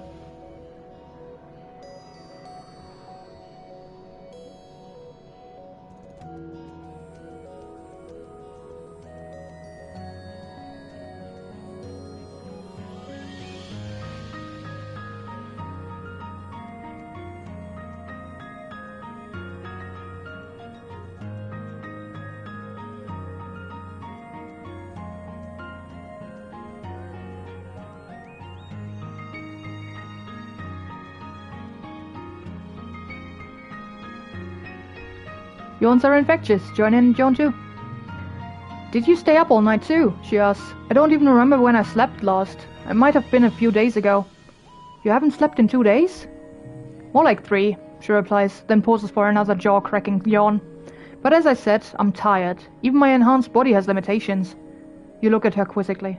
I don't need to sleep as much as other people. It's a genetic what's it, she says foggily. You know, a DNA enhancement? I guess sometimes even I forget to do it. I should set myself a reminder. Hollow at the schedule, sleeping nightly 23:00 for 3 hours. 2300. Her hollow palm emits a tone in response, so she sleeps at 11 p.m. Tangent nods sleepily. That should do it, she murmurs, her eyes are practically closed. Find her some place to take a nap, get her an energy drink, or leave her be.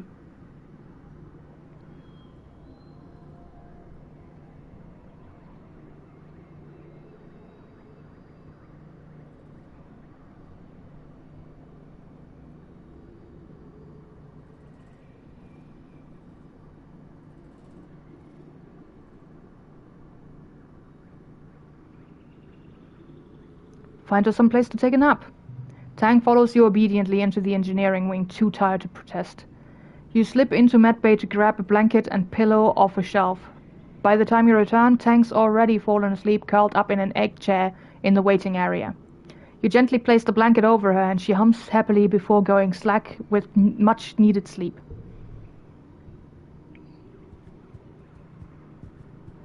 Okay. What is in here now? Engineering. Study life sciences, engineering, and humanities. Okay.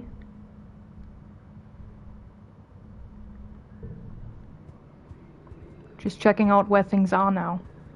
Now that everything's changed since the Fire Nation attacked. You're new. This new boy from the heliosphere is a couple years older than you. He's very handsome, and the missing arm gives him a heroic battle-scarred vibe. He stands tall and ready for action, even though it's a normal boring day. The other recruits milling around the garrison give him a wide, respectful berth. He sees you staring and gives you a curt nod. "My name is Vase, Lieutenant Olivacious," he says, considering you with a glint of challenge in his eye. "And you are?" He is a Fire Nation boy! Yep, metal arm is cool. But yeah, how do you introduce yourself? "I'm just a kid, I practically run this place, I'm a soldier like you, I'm into science, I'm an explorer, I'm a hard worker. I just want to have some fun before I die."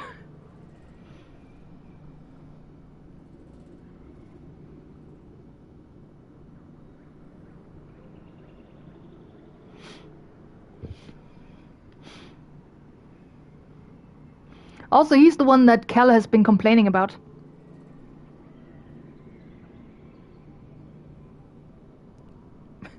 None of these are good, just say your damn name. I think we probably say our name as well. We just also give us, give a descriptor of what we are about.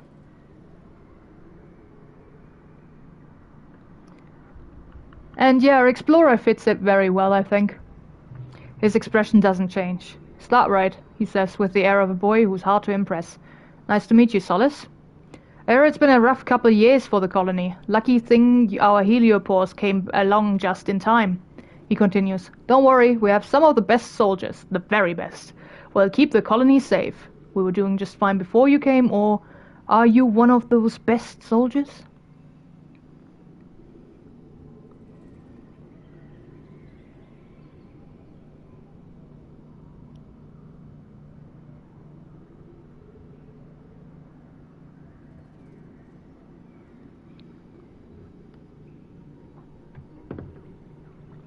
We were doing just fine before you came. He raises an eyebrow. "When we landed," he sneers, "this place looked like it had been overrun by wild animals. Or was that just the aesthetic you were going for? Being planetside is totally different. I bet I could take you. Wow, you're pretty cool," which is a flirt option. I mean, we weren't doing fine, that's just a lie. I mean, yes, but I also don't think these soldiers are gonna help.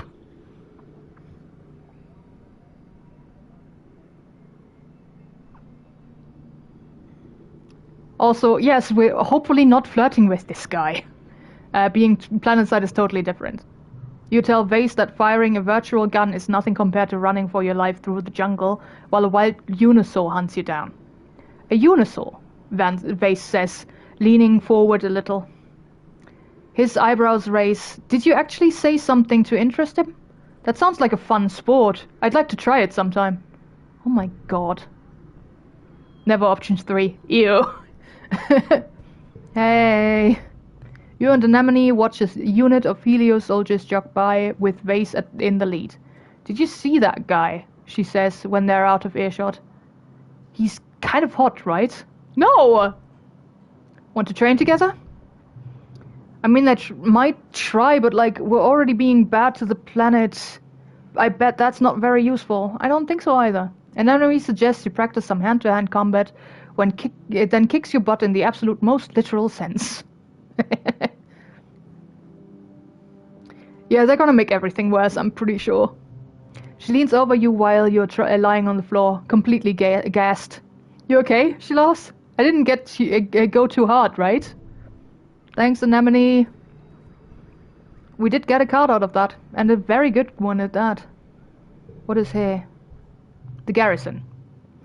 The Helios have replaced the old garrison dojo with a huge underground bunker. It's much larger and better supplied, and abuzz with activity. Soldiers drilling, weapons being cleaned and inventoried, and animals herded into cages for study.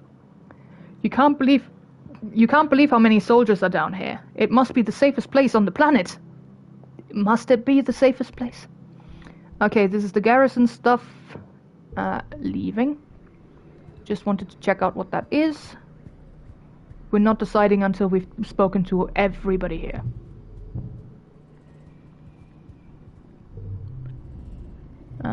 Expeditions are still there. Hey, Diz.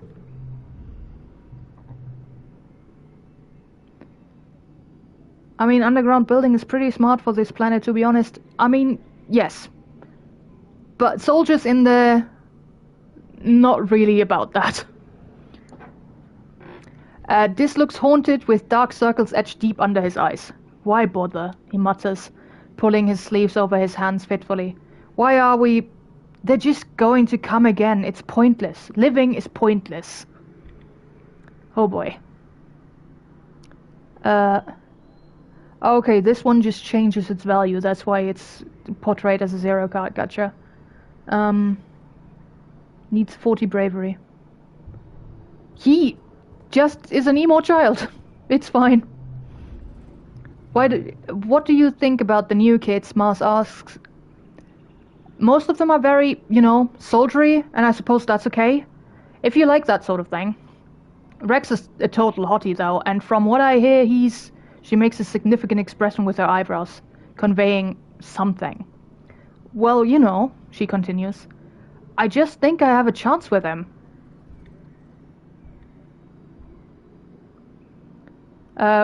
Still needs persuasion. Oh, wait. I can't tell her about my day anymore because we have lost that opportunity, apparently. That's debatable, is a card that I can get, but I already have that card from, telling a lie during class. But we would need 50 persuasion and we have 0. The colony is full of new people. Everywhere you look, you see a stranger. It's disorienting. After growing up in a closed spaceship. You never expected to meet any other humans that weren't made here on Vatumna. You bump straight into one of these new people while you're jogging through the colony. Oof, he laughs and holds you steady, brushing the imaginary dust off of you, giving you a wide-fanged smile. Hey, it's one of the kids from the Heliopause. You think his name is Rex. Hi, hello, wow. Hey, what's up? Hey, I'm Solace. Welcome to Vatumna. Are you a dog boy?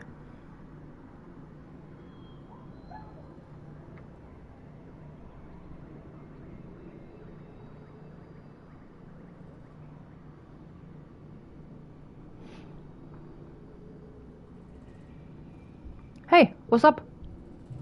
You play it cool. Give him a little nod.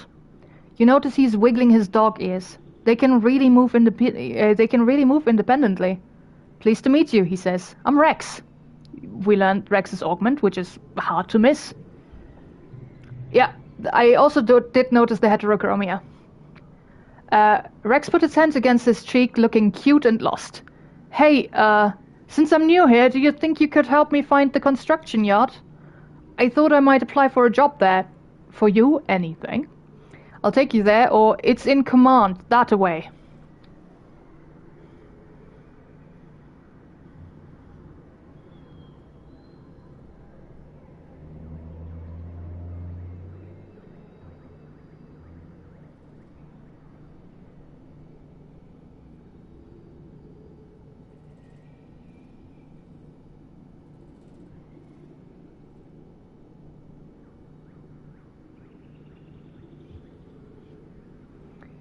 I'll take you there. You walk him over to command. Everything's moved around since the heliopause landed, but the construction yard is still in command where it always was. At the entrance you meet Mars, filing her nails and looking like she's waiting for somebody. "Why, hello, cutie," she says to Rex. "Where did you come from?" He looks her up and down and grins. "I'm just an angel who fell from the sky, darling."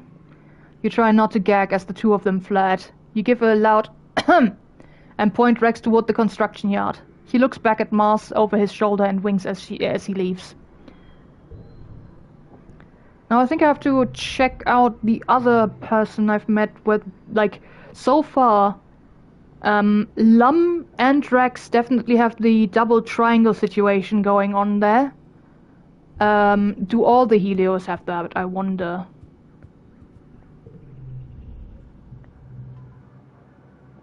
Well, one triangle. I don't see the double triangles. I guess she does have a chance. Seems like it, yeah.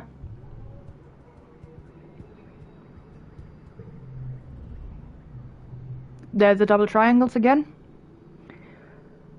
You've seen Nomi Nomi around since the heliopause landed. They're around your age and barely 1.5 meters tall, only coming up to your shoulder. You've never seen anyone dress as strangely as they do. "Hi." Their voice is high-pitched and quick. "I'm Nomi Nomi. It's short for nomination." They do a little twirl and bow. You introduce yourself and ask about their outfit, ask about their gender, or ask what they do for fun.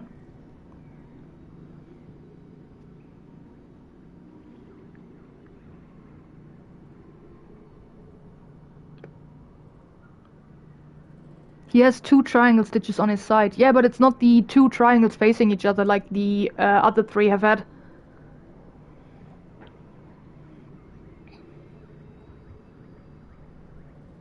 Ask what they do for fun.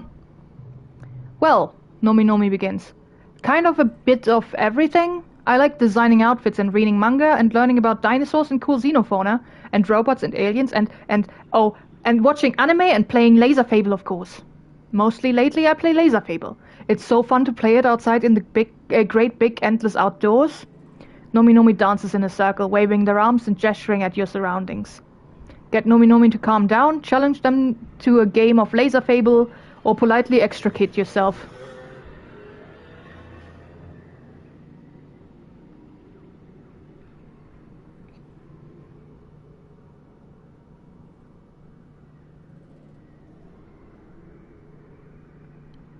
Challenge them to a game of Laser Fable. You're on.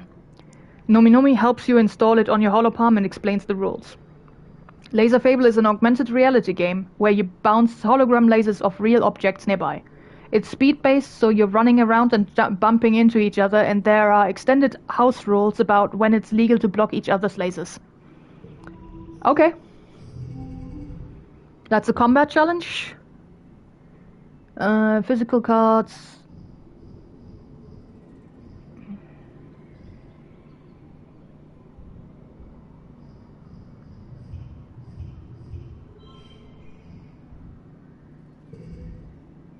Not the best start.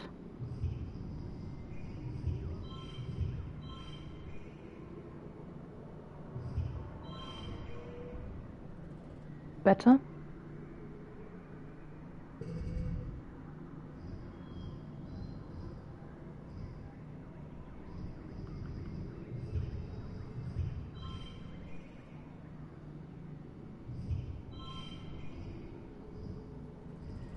Oh wait, I got it.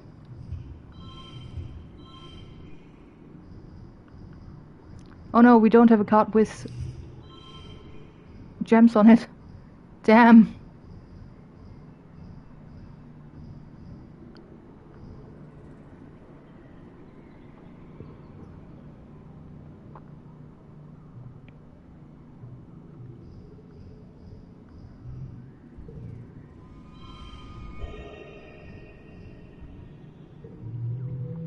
That works.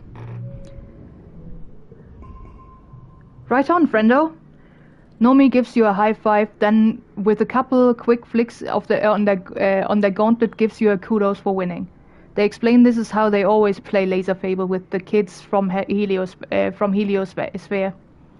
Except they mostly don't want to play anymore. They say they're too old for it. They just want to be soldiers now. Except Rex. He's still cool.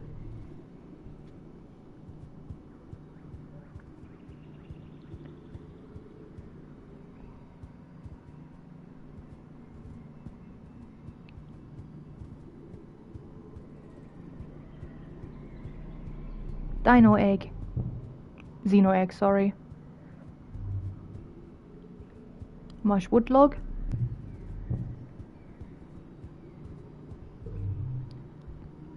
Even though it hurts, you find yourself wandering over to geoponics.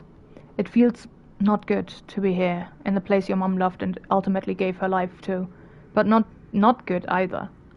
It feels like when you have a bruise and you can't stop yourself from pushing on it because the pain reminds you the injury is real. Like your mom dying is this huge invisible wound, and poking at it forces you to feel something instead of just being numb. Your dad takes time off of work. Your parents worked double and triple shifts. Your parents worked double and triple shifts during the growing season this year, and now that it's over, it just feels so cruel. When people work hard, they should be able to look back on what they did and feel proud. Instead, there's just this huge gap where your mum should be.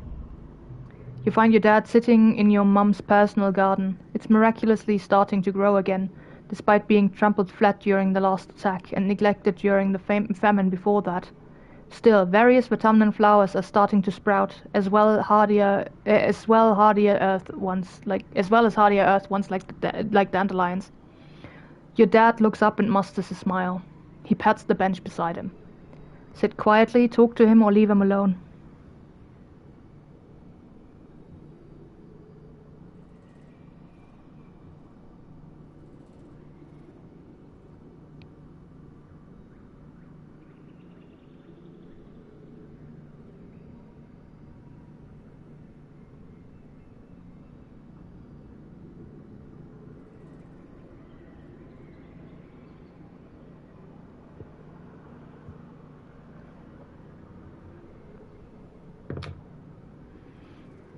Talk to him.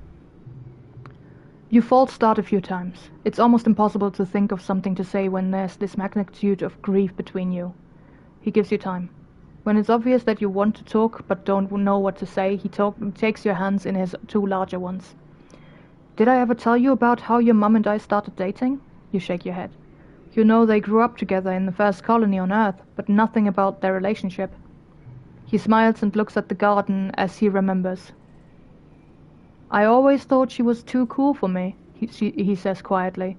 People didn't like us much on Earth, so she was always kind of a bruiser. Always ready to pop off even when she was your age. She and Red were the same back then, he reminisces. I always... Sorry.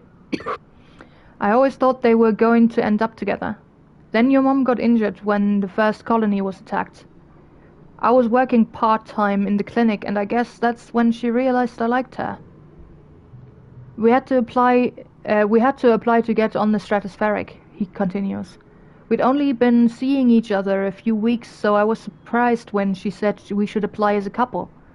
They wanted all different kinds of family groups, single people, couples who could have kids, or couldn't, triads and quads, but we all had to be young, and there weren't many teenagers willing to commit to being a, mated pair.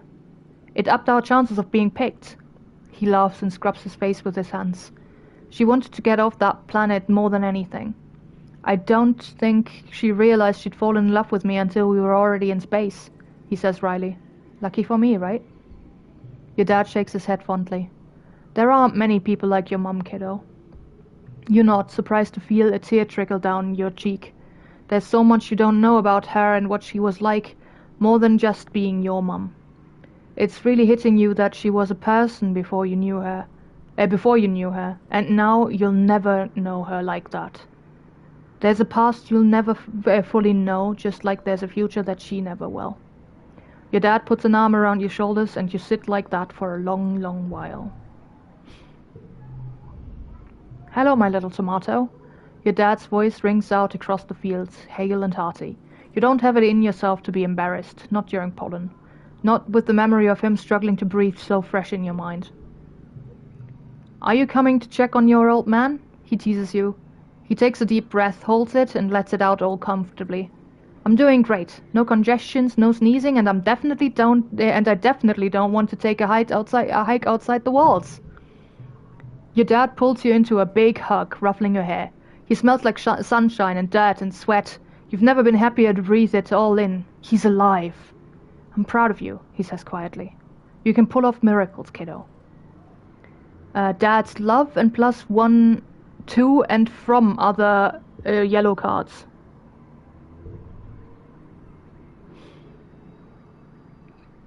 We're growing up, learning that our parents are also people. Yes. Just a little bit too late. Right. We can do anything of the things that we could previously do, apparently.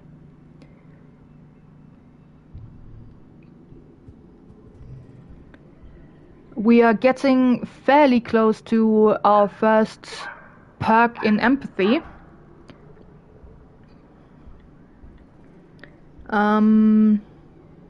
We're 16 more points away from the organizing bit.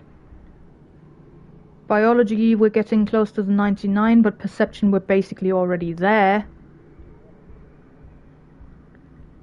Perception, we need 4 more points. Organizing is at 50 of 66 for the next pack. Combat is dismal as always. And persuasion is non-existent. Yup.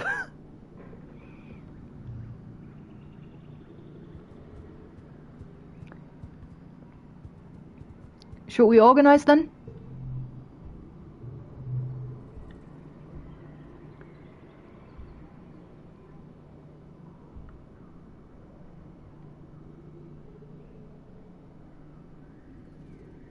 There is a thing for persuasion. We've just never done that.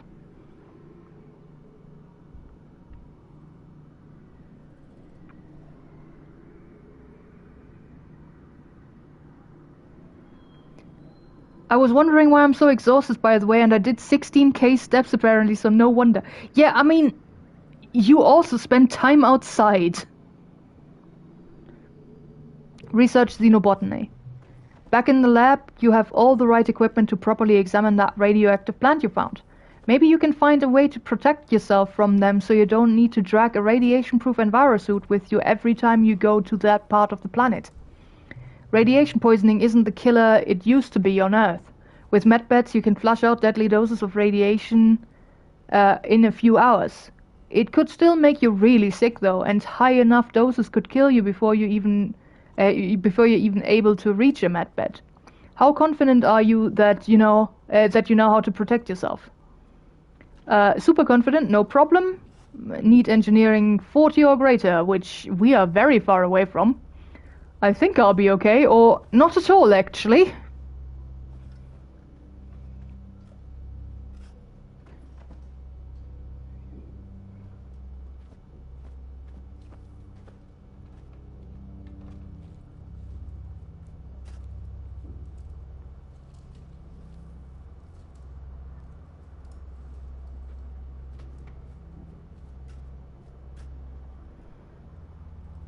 Get tension to help or something.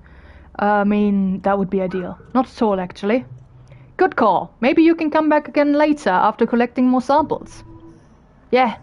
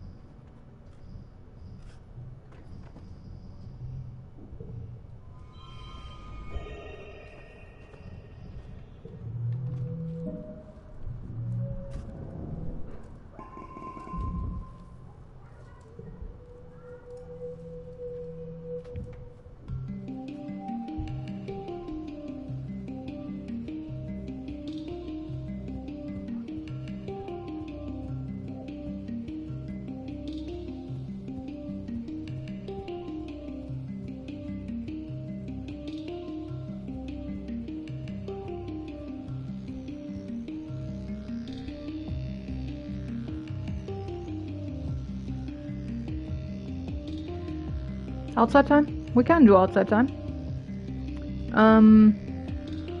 Which one though? Now that we don't need to look for food anymore.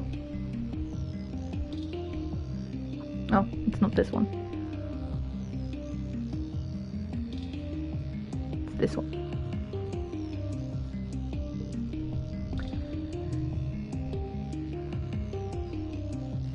So we can go to the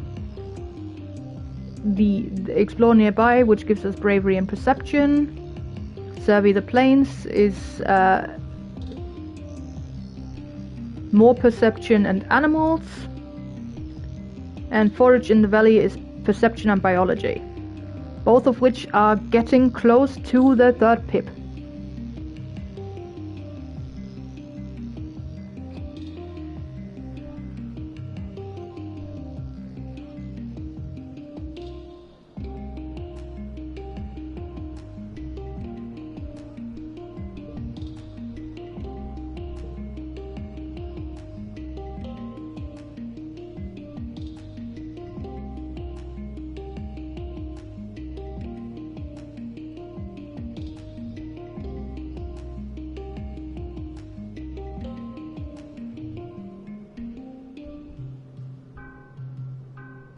Forage.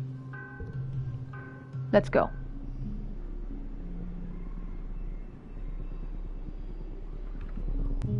Geese. Chief Surveyor Utopia stops you and Diz near the depot. Feel that? She asks. You can feel a kind of ominous distant thumping, pulsing regularly through the ground. If you stand still, you can feel it vibrate up into your own body, like... body too, like a massive global pulse. Utopia says, checking a readout on her holopalm. I reckon it's naturally occurring, she concludes, but it's giving me the willies all the same. You two better check it out. Mind you stick together and take readings on the way, in case it's dangerous. You and Diz look at each other, excited. You follow the thumping, now an audible noise, growing louder, west, until you've roughly triangulated its location. You know you're getting close, but it sounds like it's coming from all around you, and your instruments aren't precise enough to help. What do you think it is? Follow the sound or give up?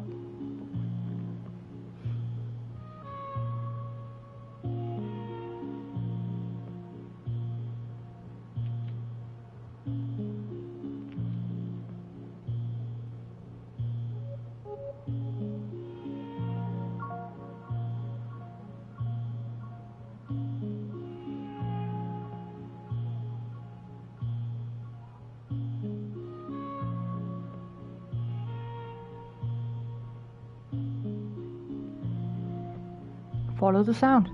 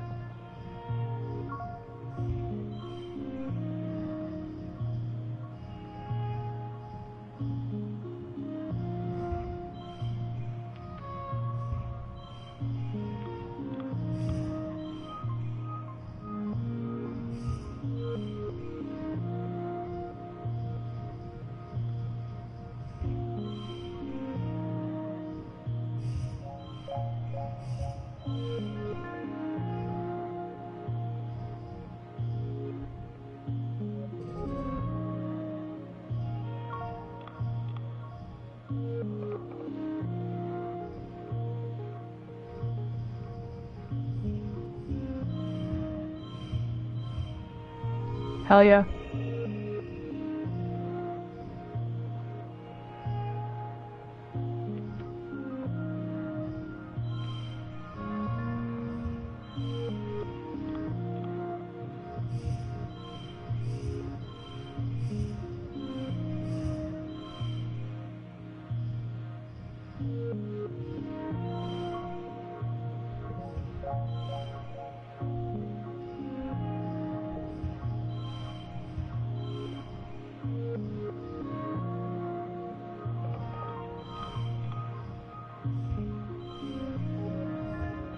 There we go.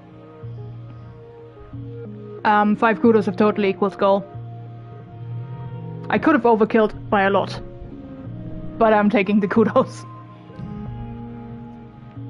You find a machine?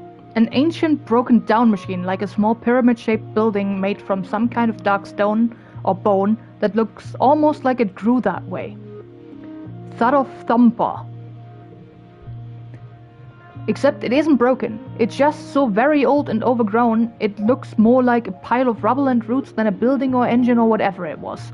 Still, a thumping noise comes from inside it. The vibrations are strong here, making your guts feel weird. You don't notice it at first, but there's a curious path on the ground moving away from the machine. A line half a meter wide where the dirt is a little more worn and bare. It heads off in a straight line to the west. Or coming from the west. Could animals have made this path? Or the thumper itself? We can't analyze the thumper, we just marvel at it. Thus getting engineering. We're now at 13. You run your hand over its pitted, vibrating surface. How could something so unbelievably old still work? It's definitely not natural. You can even see something like writing carved deep into the not-quite rock. This starts making noises under his breath to the beat of the thumper. It's a pretty sick beat. Eventually, you head back to share your findings with Utopia. Totally an alien civilization, Diz insists. Utopia scratches her head. I suppose, maybe, she says. You said it looks ancient, right? Perhaps there could have been another Civ here long ago. We have found other signs, but nothing active like this. It seems to be pointing west or receiving something, she snaps her fingers. There's some right ugly ridge lines out there that have kept us from checking that direction. But we got gliders. And motivation. That's half the battle. She makes a note on in her hollow palm. I'll open up the western resting ridges for surveyors, she says, then grins. Who? Say that 3 times fast. I didn't even manage once. Unlock survey the ridge in expeditions. This is right, it's definitely aliens. We'll have to stick together out there, or if I find anything, I get kudos. If I find anything, I get kudos.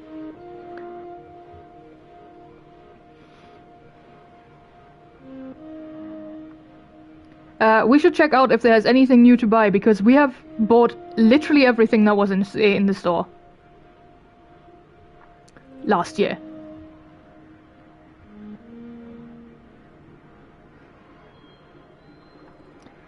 We'll have to stick together out there. Diz looks at you curiously.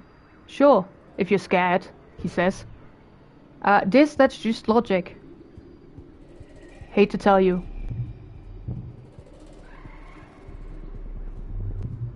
Egg.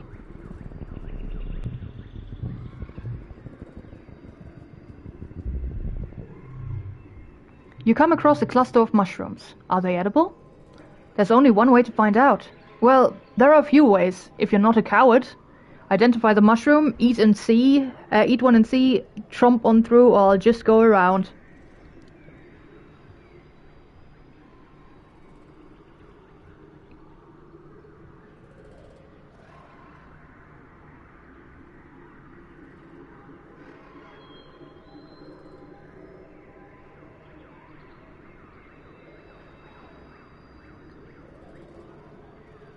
Yeah, we identify.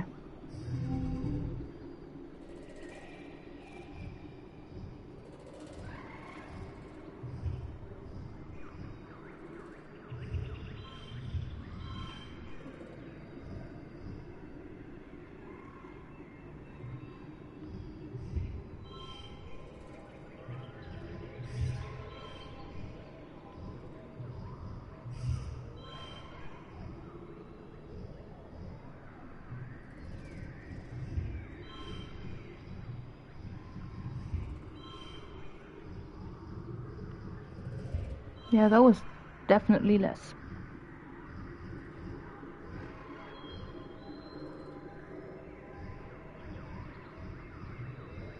So yeah, we're going all yellow on this.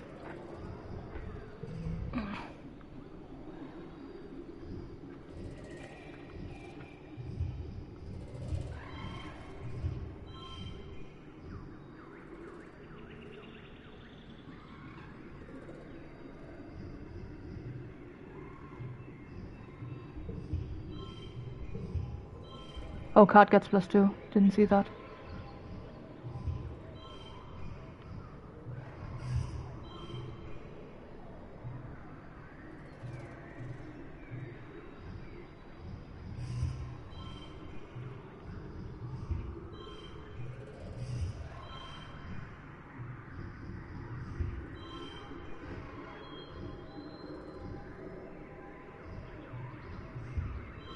There. That's better. I think. Yeah.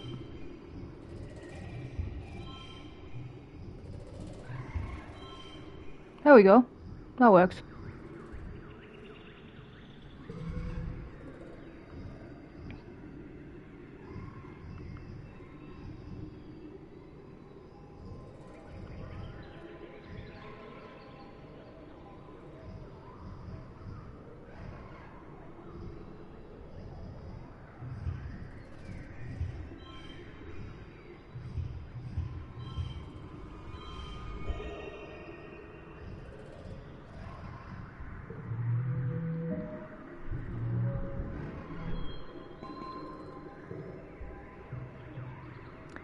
You determine that these mushrooms aren't only poisonous, but explosive as well. You mark their location down on your holopalm so other foragers know to stay clear of the area, and Utopia rings you a few kodos for good scouting.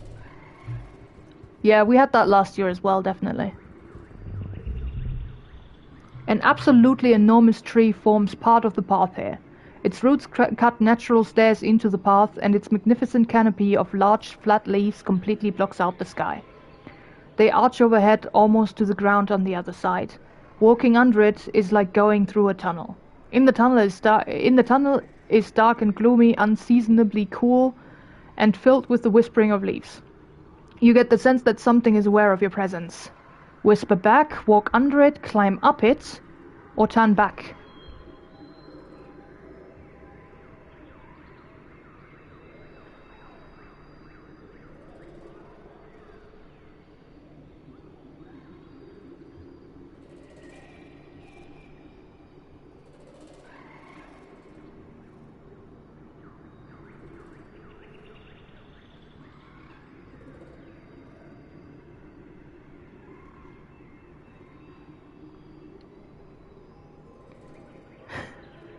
New, identify, yes.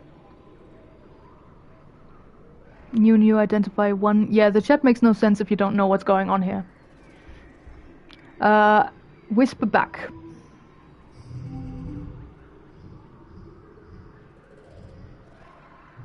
Four.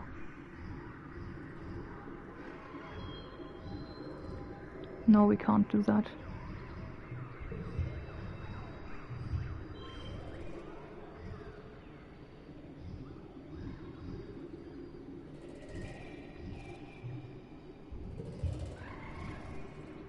I don't have another 4 though.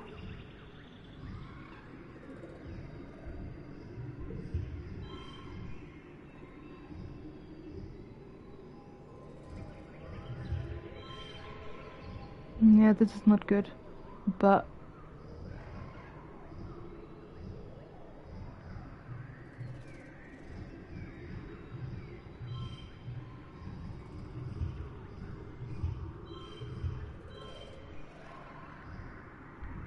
this way I at least get rid of the bad cards.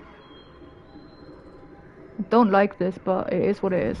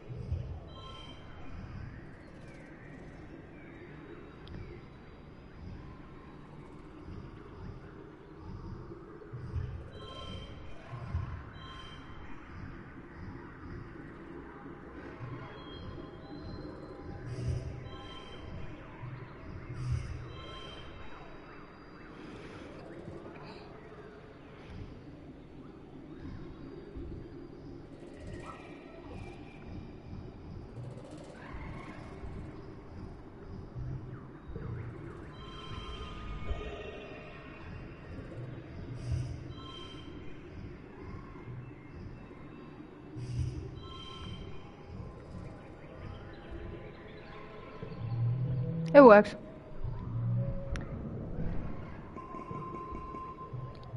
A new leaf unfurls and offers you 2 large red nuts. You feel a sense of peace and cooperation wash over you, like you and the tree have an understanding.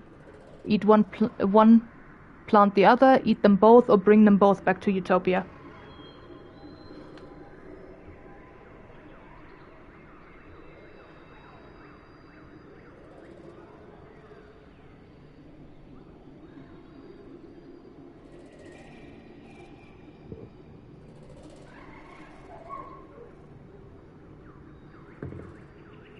Bring them both back to Utopia. You are a forager, after all. Utopia can figure out what to do with these.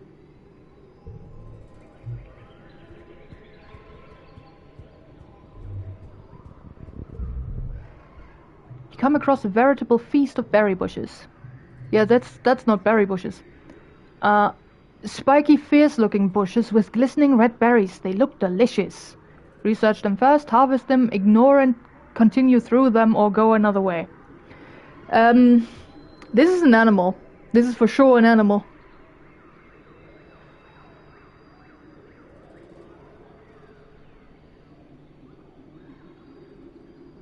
See, and I thought planting would be good planet cooperation. I mean, yeah.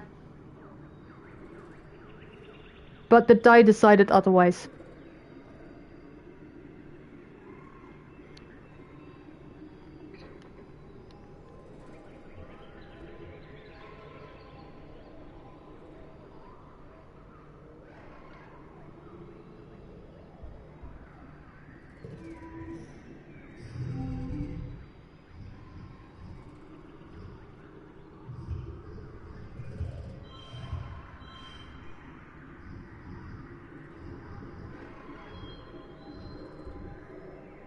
Bonus to straights.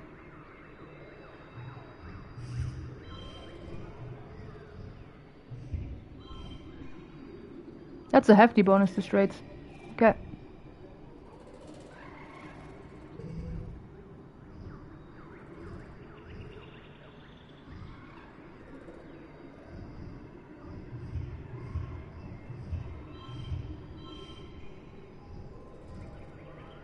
Damn it.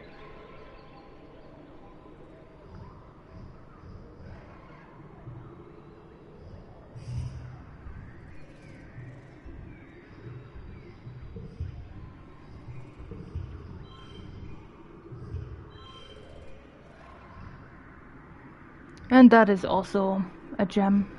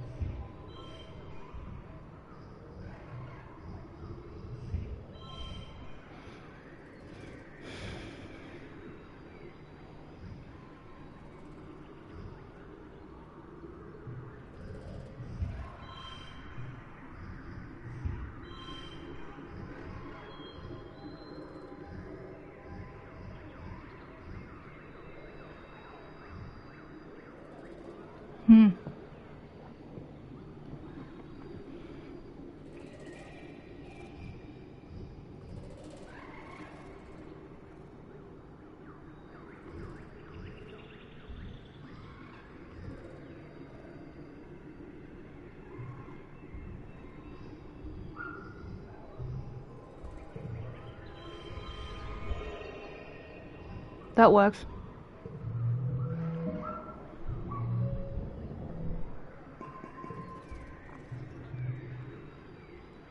Your research confirms that these red berries are highly toxic. You shouldn't even be here. Harvest them, ignore and continue through them, or go another way.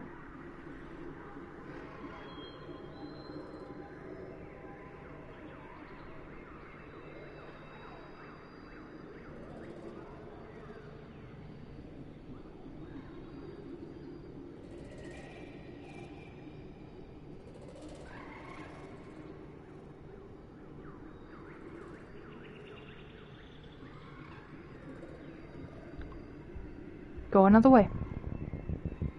Well, there is no other way.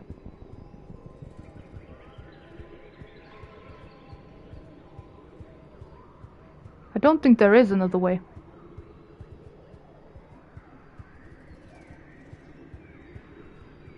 Yeah, we have to go through them. Or harvest them. Maybe to give to one of the soldiers.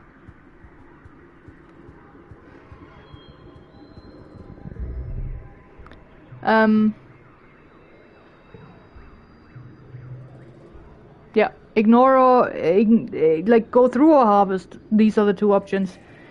Going back is not an option. Yeah, but it locks us out of everything else that is here.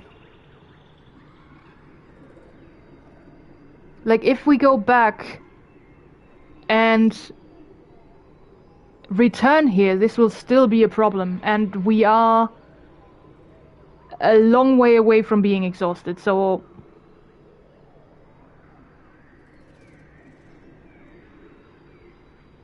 I don't know if that's an option to harvest them to poison somebody. That was a joke. Let's harvest them and see if further research can get us something out of them. Okay, I guess we harvest them then. That lost us 5 kudos. You fill your basket with red berries and lug it back to Utopia at base camp. Hey, what are you trying here? She says, surveying your hole. They're poisonous. You could have killed someone. Pay attention, Solace. Okay.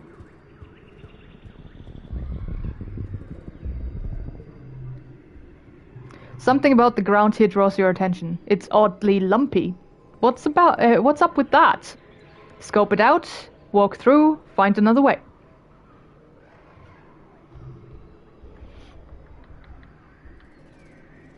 We're at 99 of 100 in biology. And at 96 perception. But we could have tried to find an antidote. I mean, apparently not. Scope it out. Cart becomes red.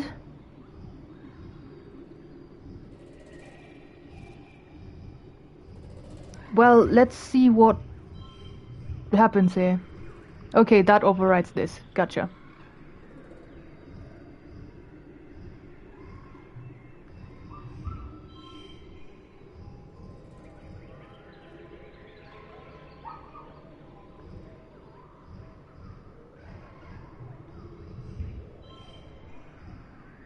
God, this card is so useless.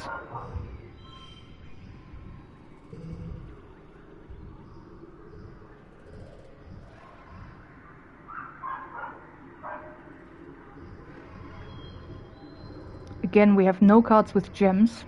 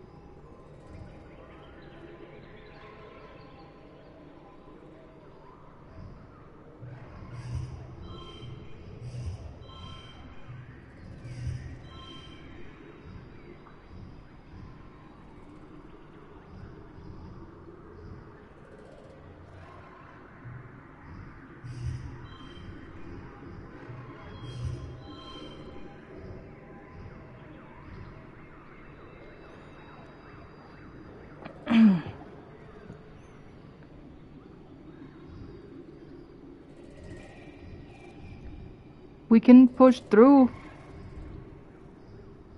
We can't push through like that. We have to use something. Those were some really bad rounds for us.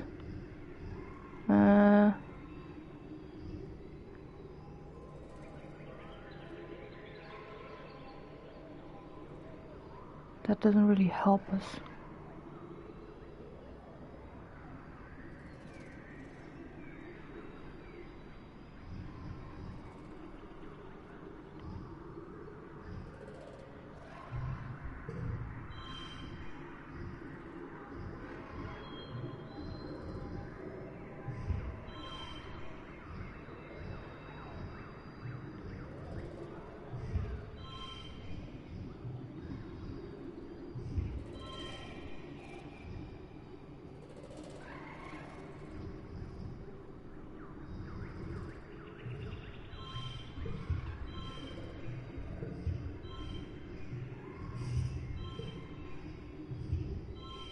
No.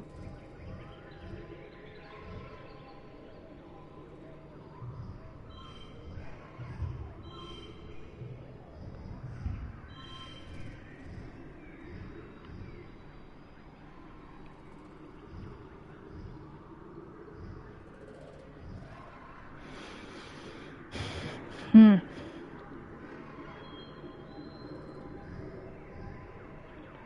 36 is the best I've been able to do so far. No.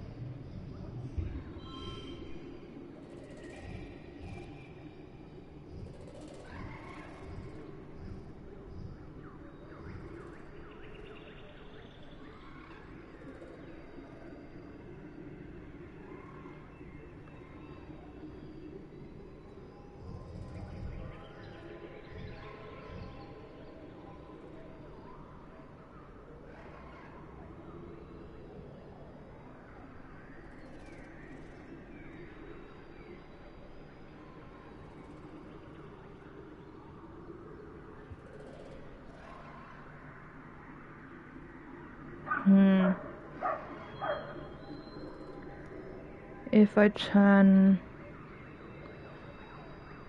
the 4 there red and one of the 5s that I have on my hand, does that help or not?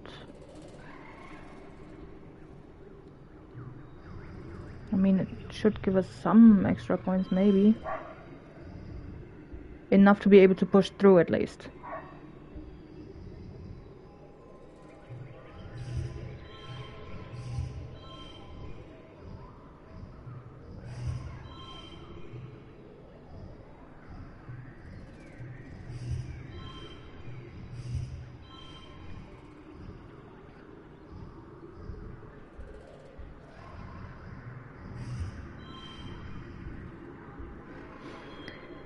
Yeah, we can push through like that. Let's just do that. Otherwise, it's just gonna be a waste of my resources.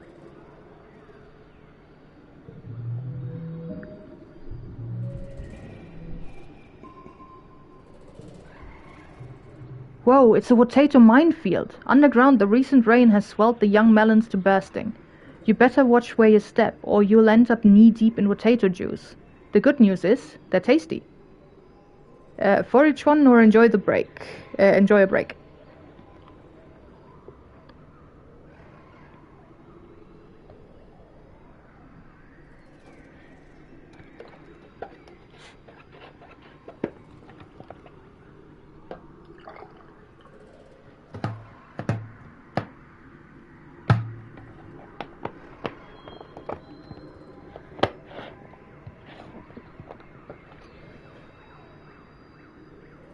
Forage one. They're so dang heavy. The calorie to weight ratio isn't optimal. Most are too young, but you find a ripe one, dig it up and roll it back to the depot.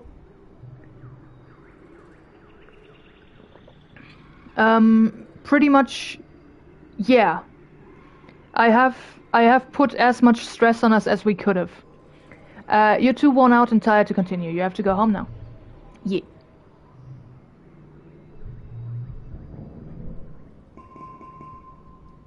That gives us the 3rd pip for biology. Perception is 1 out, I think. Enhance your DNA in engineering. Okay. Whatever that means. Yes, we're 1 out for perception. We need 1 more point.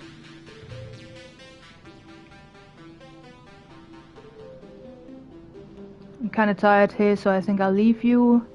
Thanks for streaming. Thanks for stopping by, and also I don't think we'll continue for that much longer anyway.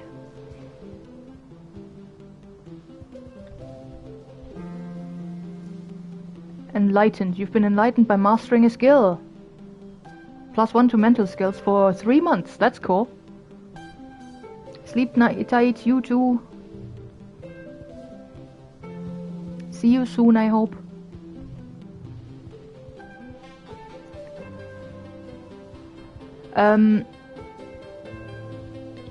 Let's see, like, we need to have a rest period, but afterwards let's see what the, what it meant to enhance a skill in engineering.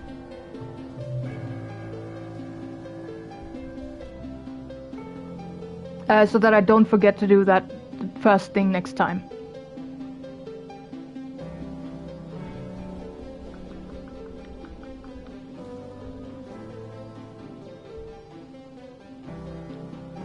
Enhance your DNA in engineering.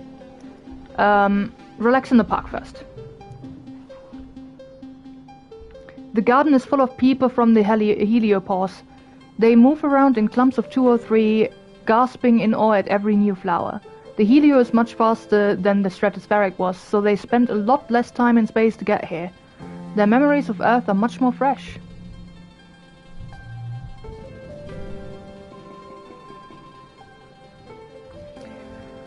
Why can't it be the giggling? Why can't I forget giggling? These cards are kinda good. Do we... Let's just look up what we have.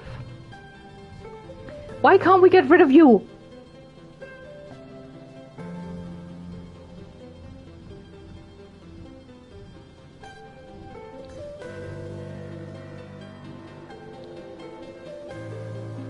Yeah, this looks like a situation where we keep both cards, rather. But also, wouldn't it be funny to forget the most traumatic experience of our life right away?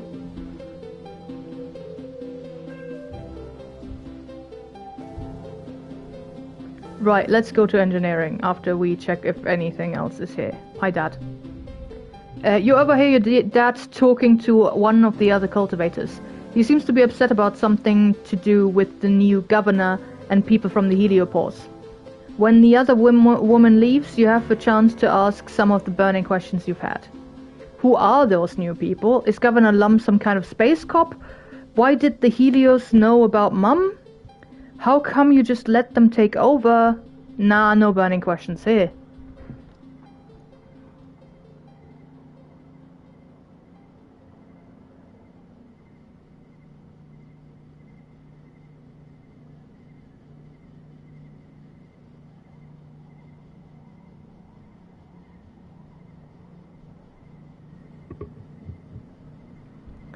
Why did the Helios know about Mum? Your dad looks startled and tries to muster a friendly smile. Oh, you overheard us, eh, kiddo? Listen, Solace. He hesitates and looks around nervously as if afraid you're being watched. You're just going to have to trust us adults on this one. There are things you're still too young to understand. Why...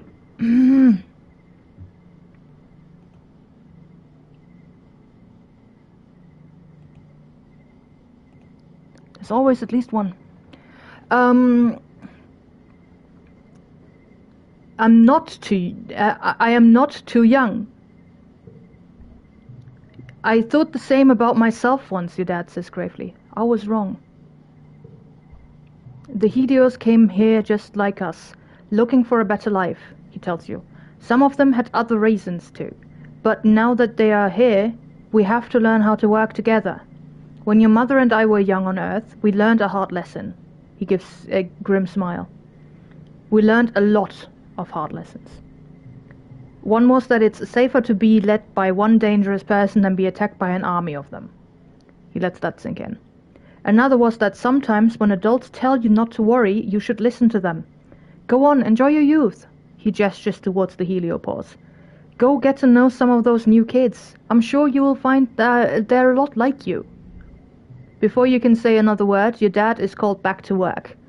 There's still so much to be done to rebuild the farms and geoponics greenhouses, and you can see people from the Heliod helping him. Maybe they aren't all that bad.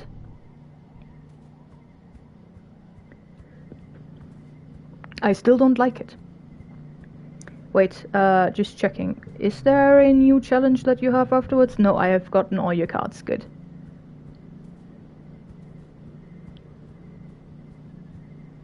Also, for the new kids, are there cards that I can get from you guys? Engineering 40 or greater?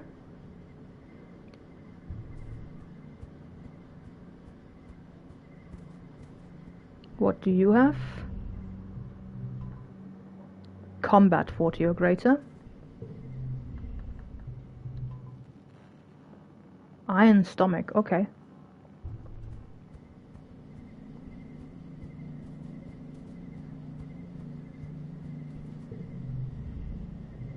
And creativity 40 or greater. Staying cool.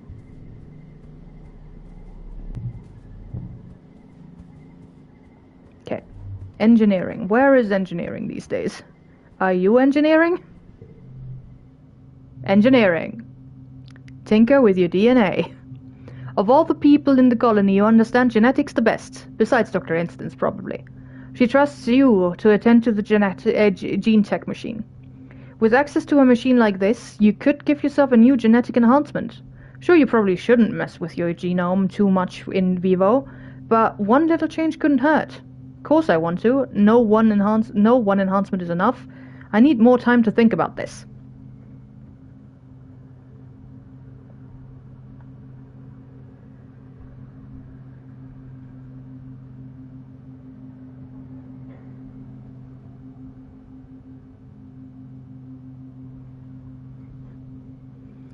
Of course we tinker.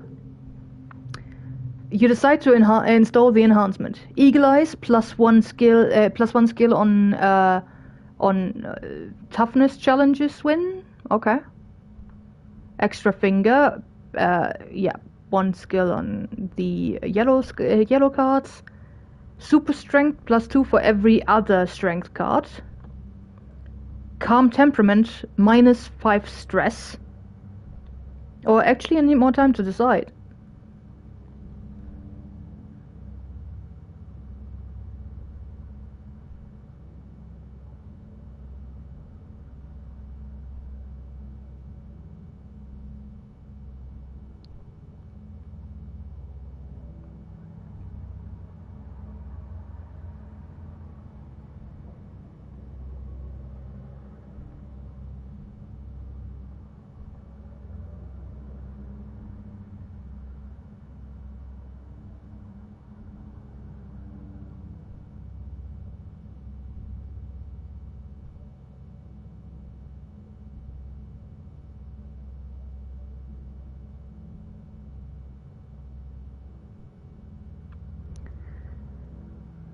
Eagle Eyes and Extra Fingers are basically the same for 2 different things. We do need to build both those, basically. Super Strength is a better card value-wise. But we also, we are mostly going in the direction of straights right now, and we do have more 5 cards than anything else in the deck. We also have a fair bunch of 3 cards, but I think we're still fine. And we still have you, and you, and you, and I want to get rid of all 3 of you. But the game doesn't let me. And also, this is also not a good card. Eagle Eyes it is. Makes sense. Your eyes now have both eagle and owl DNA, so you have superhuman long distance and night vision. Hell yeah. It's a tricky process, much more complicated than modifying the malleable stem cells of an embryo. You wouldn't risk doing it again, but this time it works out. Dr. Instant knows what you've done, but you take her silence as tacit approval of your risky experiment. You shouldn't approve of me doing this. You really shouldn't.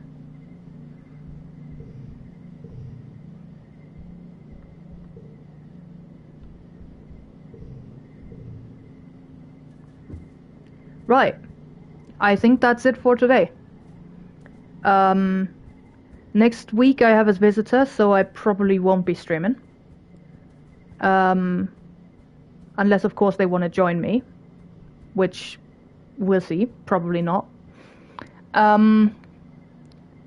So, yeah. We'll probably be streaming again in 2 weeks. You're gonna crash. Crash in bed. That's good. Have a good sleep.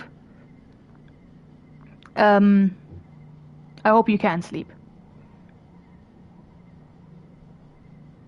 Thanks for streaming lots of depressing stuff. Yes, it was very rough. Thanks for joining. It was still fun, except, in spite of all the depressing stuff, though. So yeah, I will see you again soon. Bye-bye.